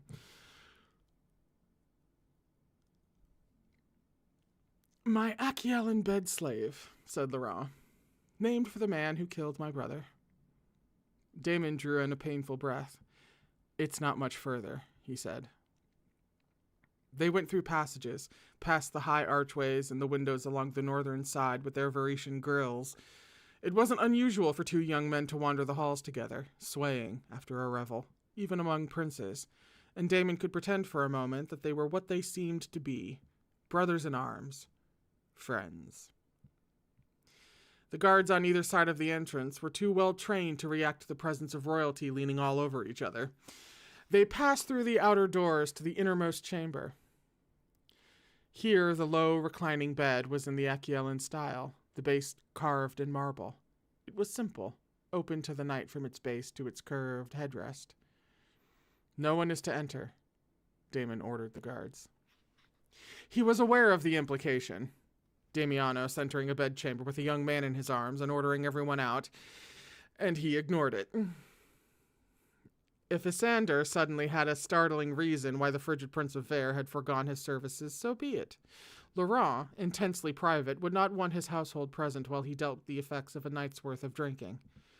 Luron was going to wake with a blinding headache, fueling his corrosive tongue, and pity anyone who ran into him then. As for Damon, he was going to give Luron a push in the small of his back and send him staggering the 4 steps to the bed. Damon unlooped Luron's arm from his neck, disengaged himself. Luron took a step under his own power and lifted a hand to his jacket, blinking. Attend me, Luron said, unthinkingly. For old time's sake, said Damon. It was a mistake to say that. He stepped forward and put his hands on the ties of Luron's jacket. He began to draw the ties from their moorings. He felt the curve of Luron's ribcage as the tie threaded through its eye. The jacket tangled at Luron's wrist. It took some effort to get it off, disordering Luron's shirt. Damon stopped, his hand still inside the jacket. Under the fine fabric of Luron's shirt, Pascal had bound Luron's shoulder to strengthen it. He saw it with a pang. It was something Luron would not have let him see sober, a keen breach of privacy. He thought of 16 spears thrown, with a constant effort of arm and shoulder, after rough exertion the day before. Damon took a step back, said, Now you can say you were served by the king of Accusations. I could say that anyway. Lamplit, the room was filled with orange light, revealing its simple furnishings, the low chairs, the wall table, with its bowl of fresh-picked fruit. Luron was a different presence in his white undershirt. They were gazing at each other. Oh yes, drink again.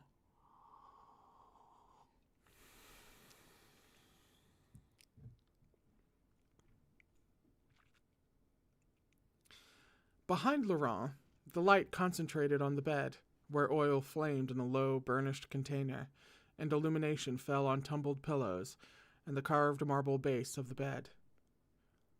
I miss you, said Luron. I miss our conversations.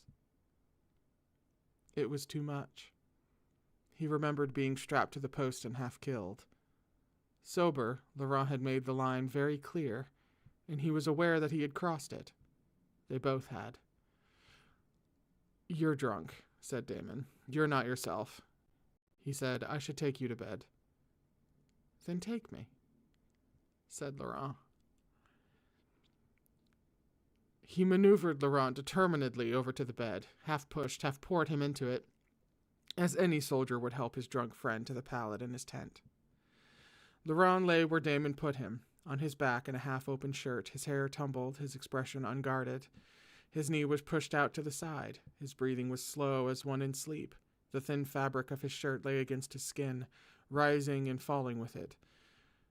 You don't like me like this. You're really not yourself, aren't I? No. You're going to kill me when you sober up. I tried to kill you. I can't seem to go through with it. You keep overturning all my plans. Damon found a water pitcher and poured water into a shallow cup that he brought to the low table by Luron's bed. Then he emptied the fruit bowl of fruit and put it on the floor alongside, to be used as a drunk soldier might use an empty helmet. Luron, sleep it off. In the morning you can punish us both, or forget this ever happened, or pretend to. He did all of this quite adeptly, though he found that before he poured the water it took him a moment to catch his breath. He put both his hands on the table and leaned his weight on it, only a little breathless. He put Luron's jacket over a chair. He closed the shutters so that the morning sun would not intrude. Then he made his way to the door, turning once he reached it for a last glance at the bed.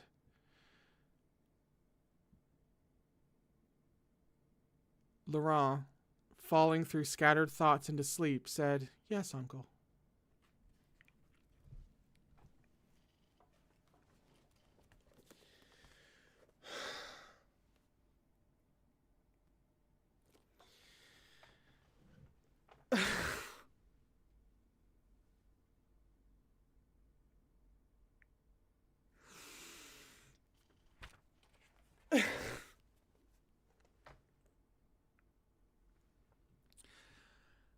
You know, I should have multiple copies of this book just so I can throw one across the room and still have one to pick up and keep reading to you.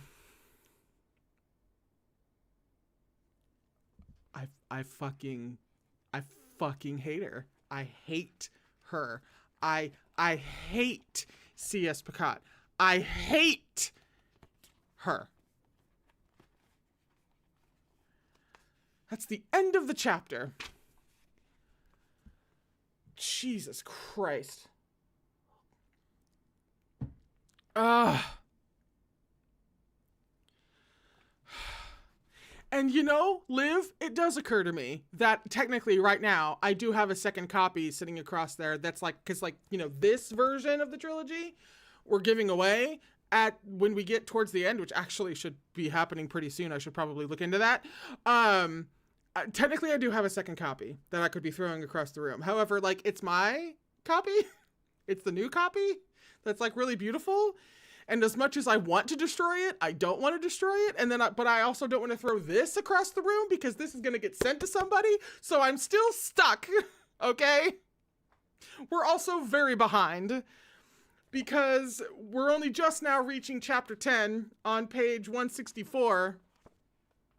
And it's almost 5. So I don't really know what to do. Fortunately, there seems to be enough scene breaks in this thing that we can just kind of go until I have to go. Oh, actually, chapter 10 isn't that long. I don't know what I'm talking about.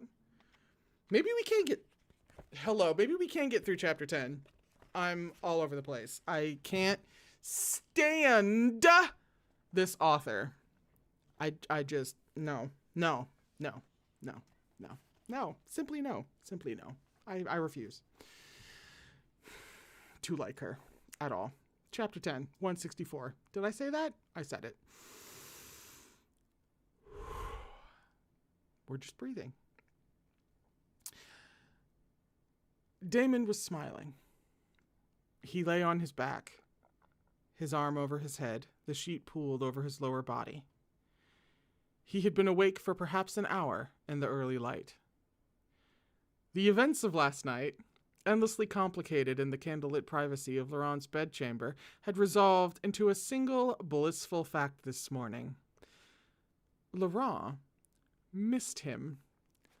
Oh my God. He is so fucking far gone that he has been laying awake for an hour on his bed, kicking his heels with chin hands and with hands on his chin and just giggling and twirling his hair. You have got to be...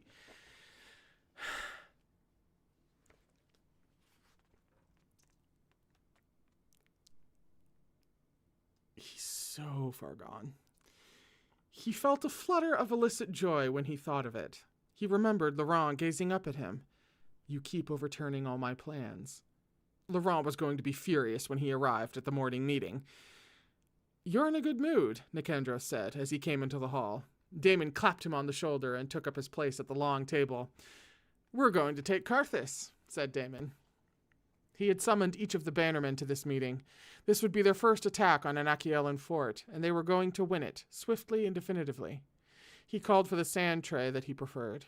Scoured with deep, quick strokes, the strategy was visible without bumping heads, while leaning in to peer at the ink lines of a map. Stratton arrived with Philoctus, arranging their skirts as they sat. Macedon was already present, along with Anguiran. Sorry, was that an allusion to Stratton and Philoctus previously getting it on? Were they arranging their skirts as they sat as the usual manner, of course, in which you would have to arrange your skirts under any circumstances, just by nature of sitting? Or were they, like, arranging their skirts like we just came from plowing each other? It's probably the latter, but, you can't put it past her.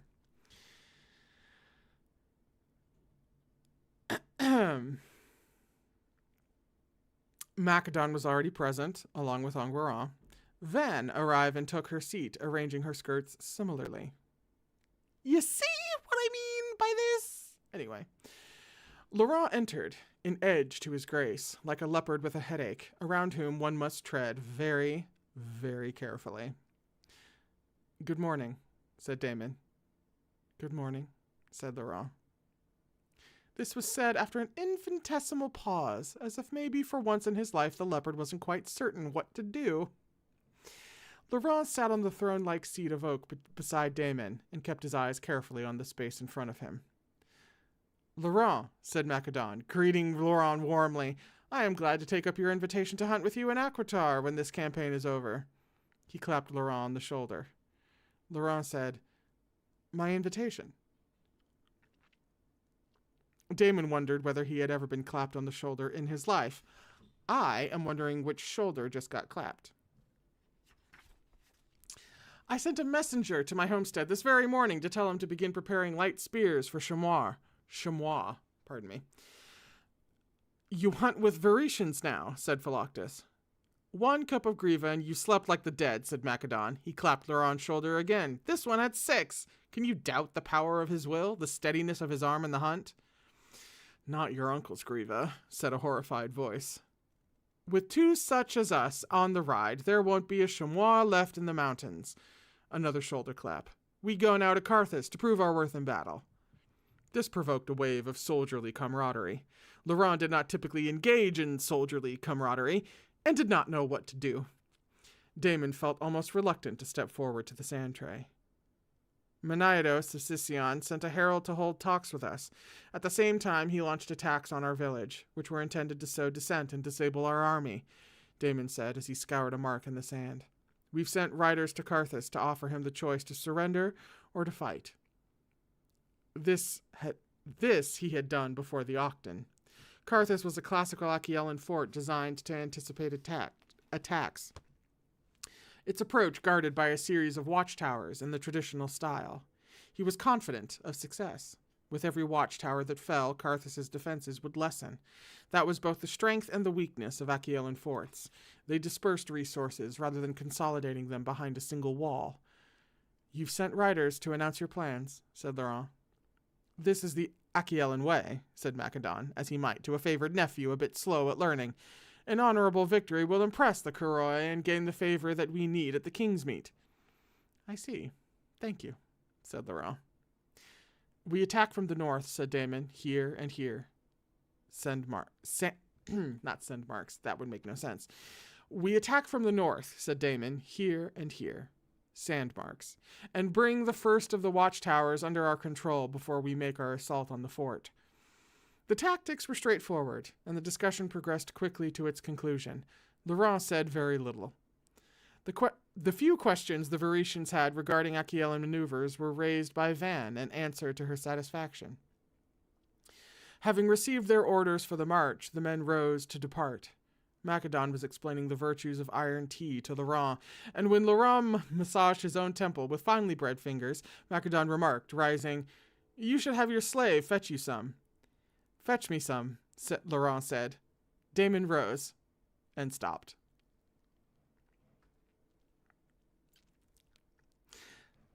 Luron had gone very still. Damon stood there, awkwardly. He could think of no other reason why he had stood up. He looked up and his eyes met those of Nicandros, who was staring at him. Nicandros was with a small group to one side of the table, the last of the men in the hall. He was the only one to have seen and heard. Damon just stood there. "This meeting is over," Nicandros announced to the men around him, too loudly. "The king is ready to ride."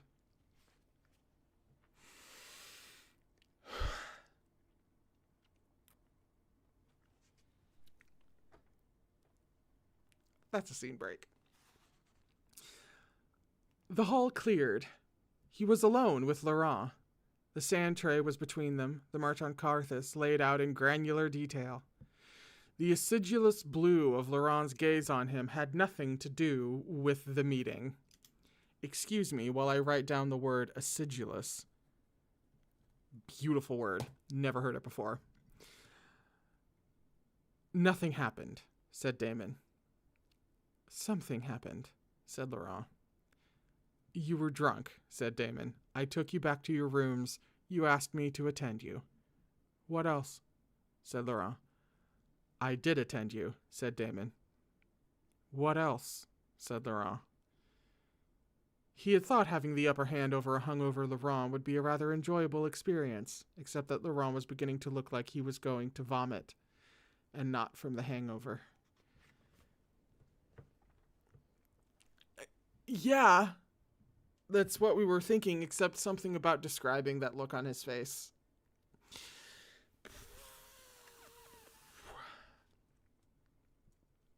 "Oh, stand down. You were too drunk to know your own name, let alone who you were with or what you were doing. Do you really think I'd take advantage of you in that condition?"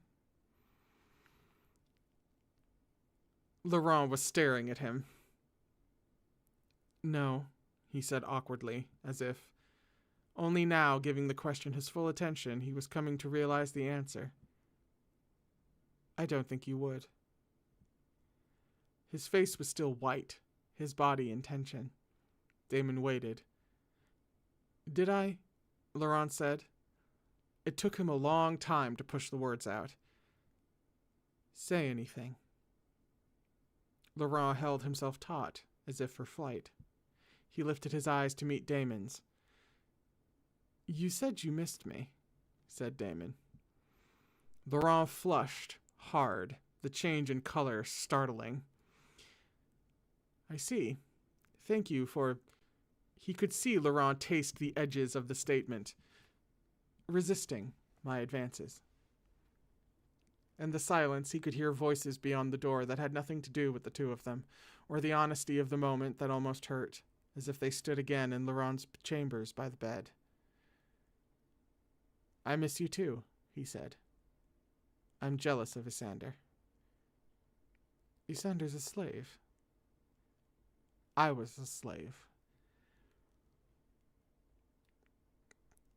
The moment ached.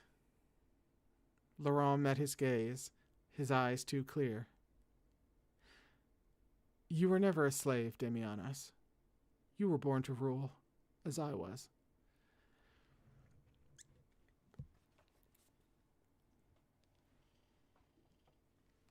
I'm collapsing. That was a scene break. That's not even a chapter break. That's just a scene. We got it. We got it. We just got it. It's fine. I can do this. I'm collapsing on the spot, but I can do this. Sure.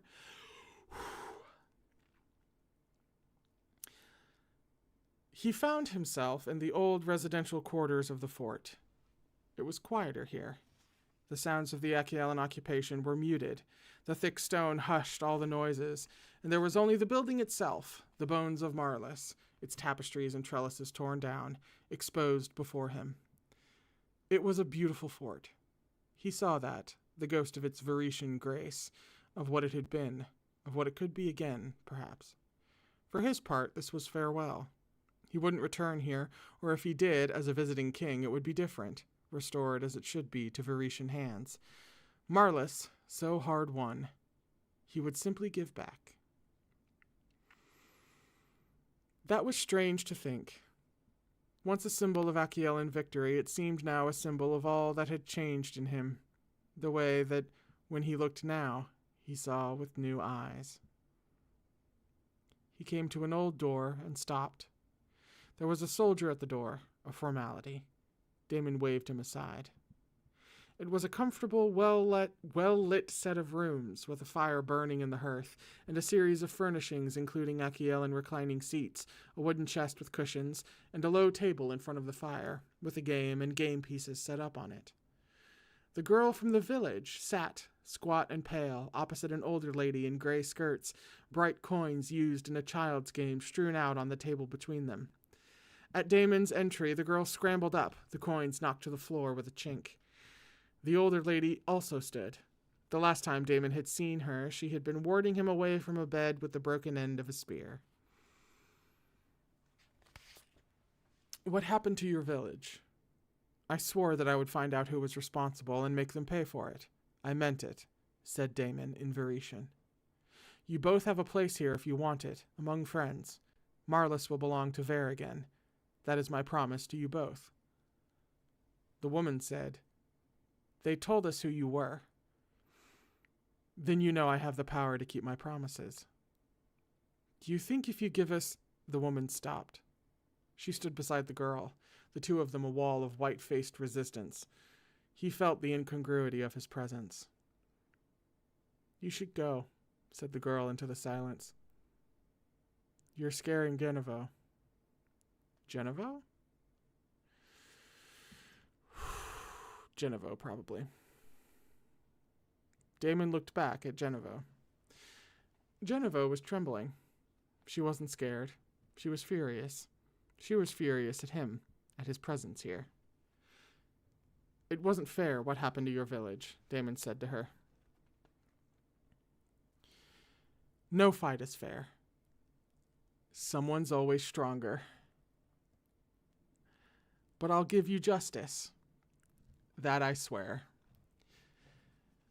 Man, we talked about someone's always stronger in the book chat before this stream today. Listen, I don't have time to collapse after every single line, like this book deserves.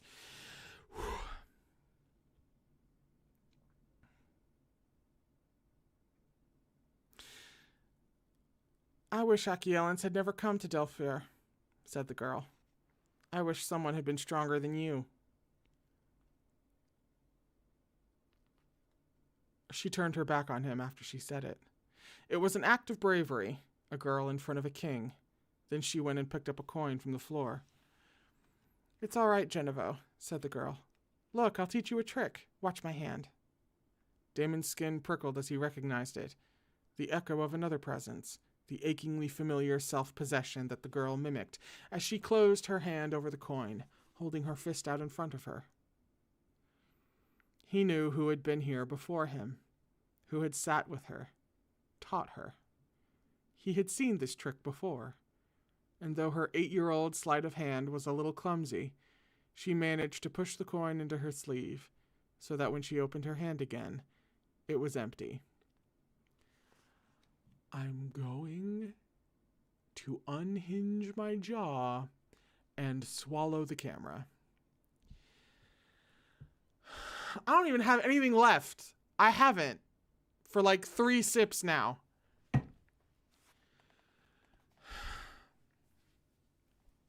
In a field stretching out before Marlis, the joint armies were gathered, and all the adjuncts to an army, the outriders, the heralds, the supply wagons, the livestock, the physicians, and the aristocrats, including Van, Guion, and his wife Lois, who in a pitched battle would need to be separated, camped and made comfortable while the soldiers fought. Starbursts and lions. They stretched out as far as the eye could see, so many banners aloft that they looked more like a fleet of ships than a marching column. Damon looked out at the marshalling vista from his horse and readied himself to take his place at its head. He saw Luron, also mounted, a frowning, spicule? With blonde hair. Haven't seen that word before either. Rigidly upright in the saddle, his polished armor gleamed, his eyes impersonal with command. With the head that Luron had from Griva, it was probably a good thing that he would soon be killing people. When Damon looked back, Nicandrus's eyes were on him. There was a different look on Nicandrus's face than there had been this morning, and it was not just that Nicandrus had witnessed Damon standing at Luron's order at the end of the meeting. Damon pulled on a rein. You've been listening to slave gossip.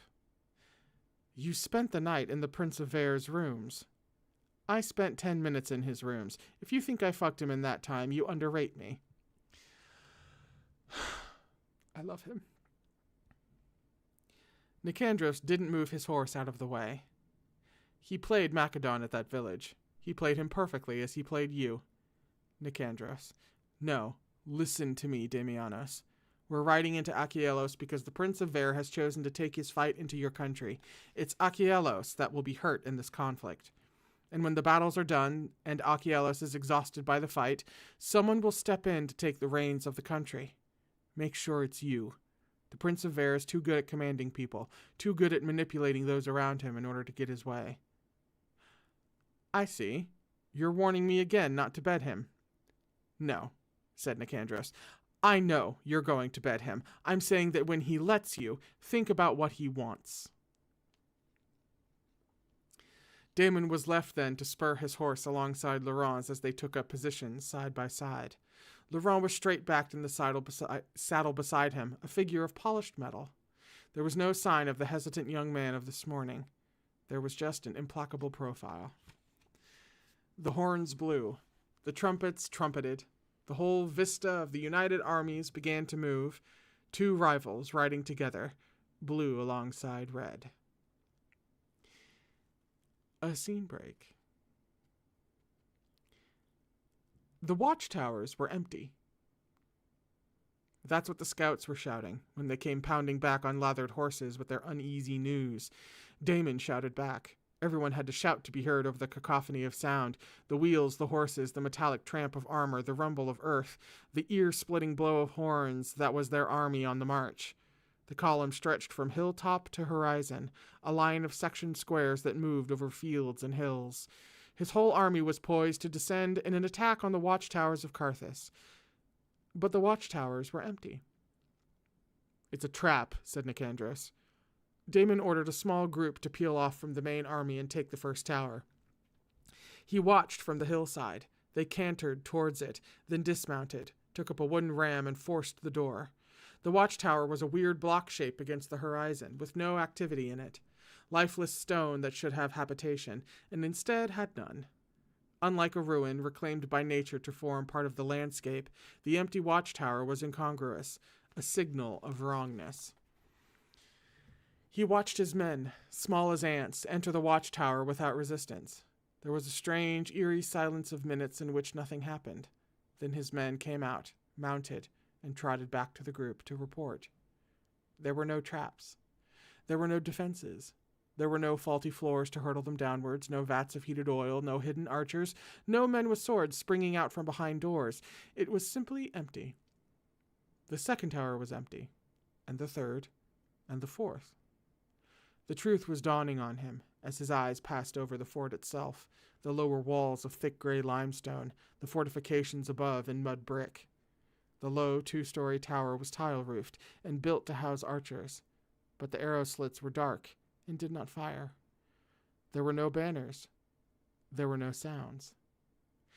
He said, "It's not a trap. It's a retreat." "If it is, they were running from something," said Nicandros, "something that had them terrified." He looked out at the fort atop its rise, and then at his army stretching behind him, a mile of red alongside dangerous, glittering blue. "Us," said Damon. They rode past the jagged rocks, up to the steep knoll to the fort. They passed unimpeded through the open forecourt gateway, which itself was 4 short towers, looming above them in a silent cul-de-sac. The short towers were designed to rain down enfilading fire, trapping an army on their approach to the gate. They were still and quiet as Damon's men applied the wooden ram and broke open the great doors into the main fort. Inside, the unnatural quality of the quiet increased. The columned atrium was deserted, the still water of the simple, elegant fountain no longer running. Damon saw an abandoned, overturned basket lolling on the marble. An underfed cat darted across the wall. He was not a fool, and he warned his men against traps and contaminated stores and poisoned wells. They progressed systematically inward, through the empty public spaces, to the private residences of the fort. Here the signs of retreat were more evident, furnishings disordered, contents hurriedly taken, a favorite hanging gone from the wall here, while another remained there. He could see in the disrupted living areas the final moments, the desperate war council, the decision to flee. Whoever had ordered it, the attack on the village, had backfired. Instead of turning Damianos against his general, it had forged his army into a single powerful force and sent fear of his name sweeping across the countryside. "Here!" called a voice. In the innermost part of the fort, they had found a barricaded door. He signaled his men to caution. It was the first sign of resistance, the first indication of danger. 24 soldiers gathered, and he gave the nod, approving them to proceed. They took the wooden ram and splintered the doors open. It was a light, airy solar, still adorned with its exquisite furnishings. From the elegant reclining couch with its scrolling carved base to the small bronze tables, it was intact, and he saw what was waiting for him in the empty fort of Carthus.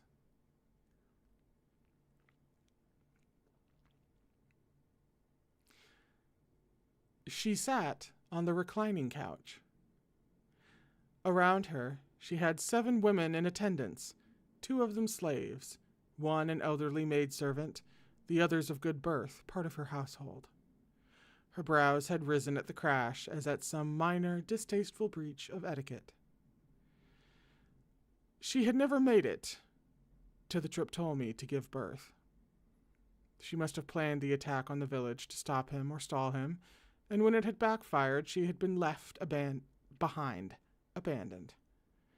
The birth had come on her too soon.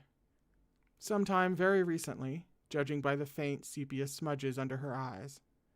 It would explain, too, why she had been left behind, too weak to travel while the others fled, with only those of her women willing to stay with her.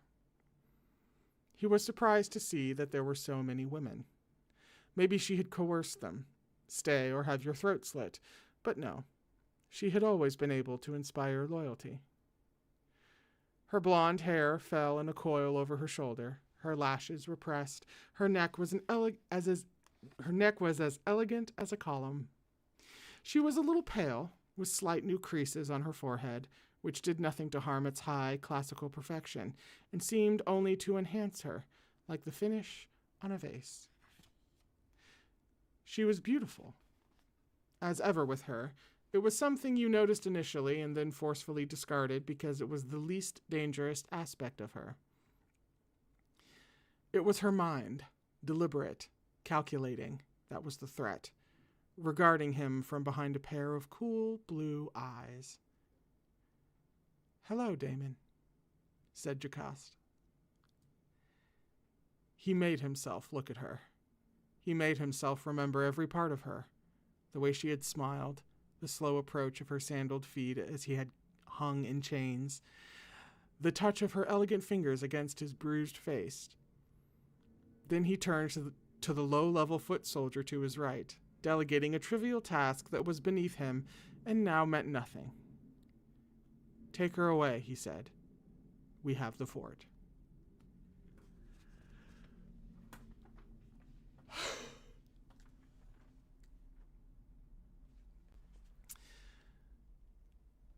That's the end of the chapter.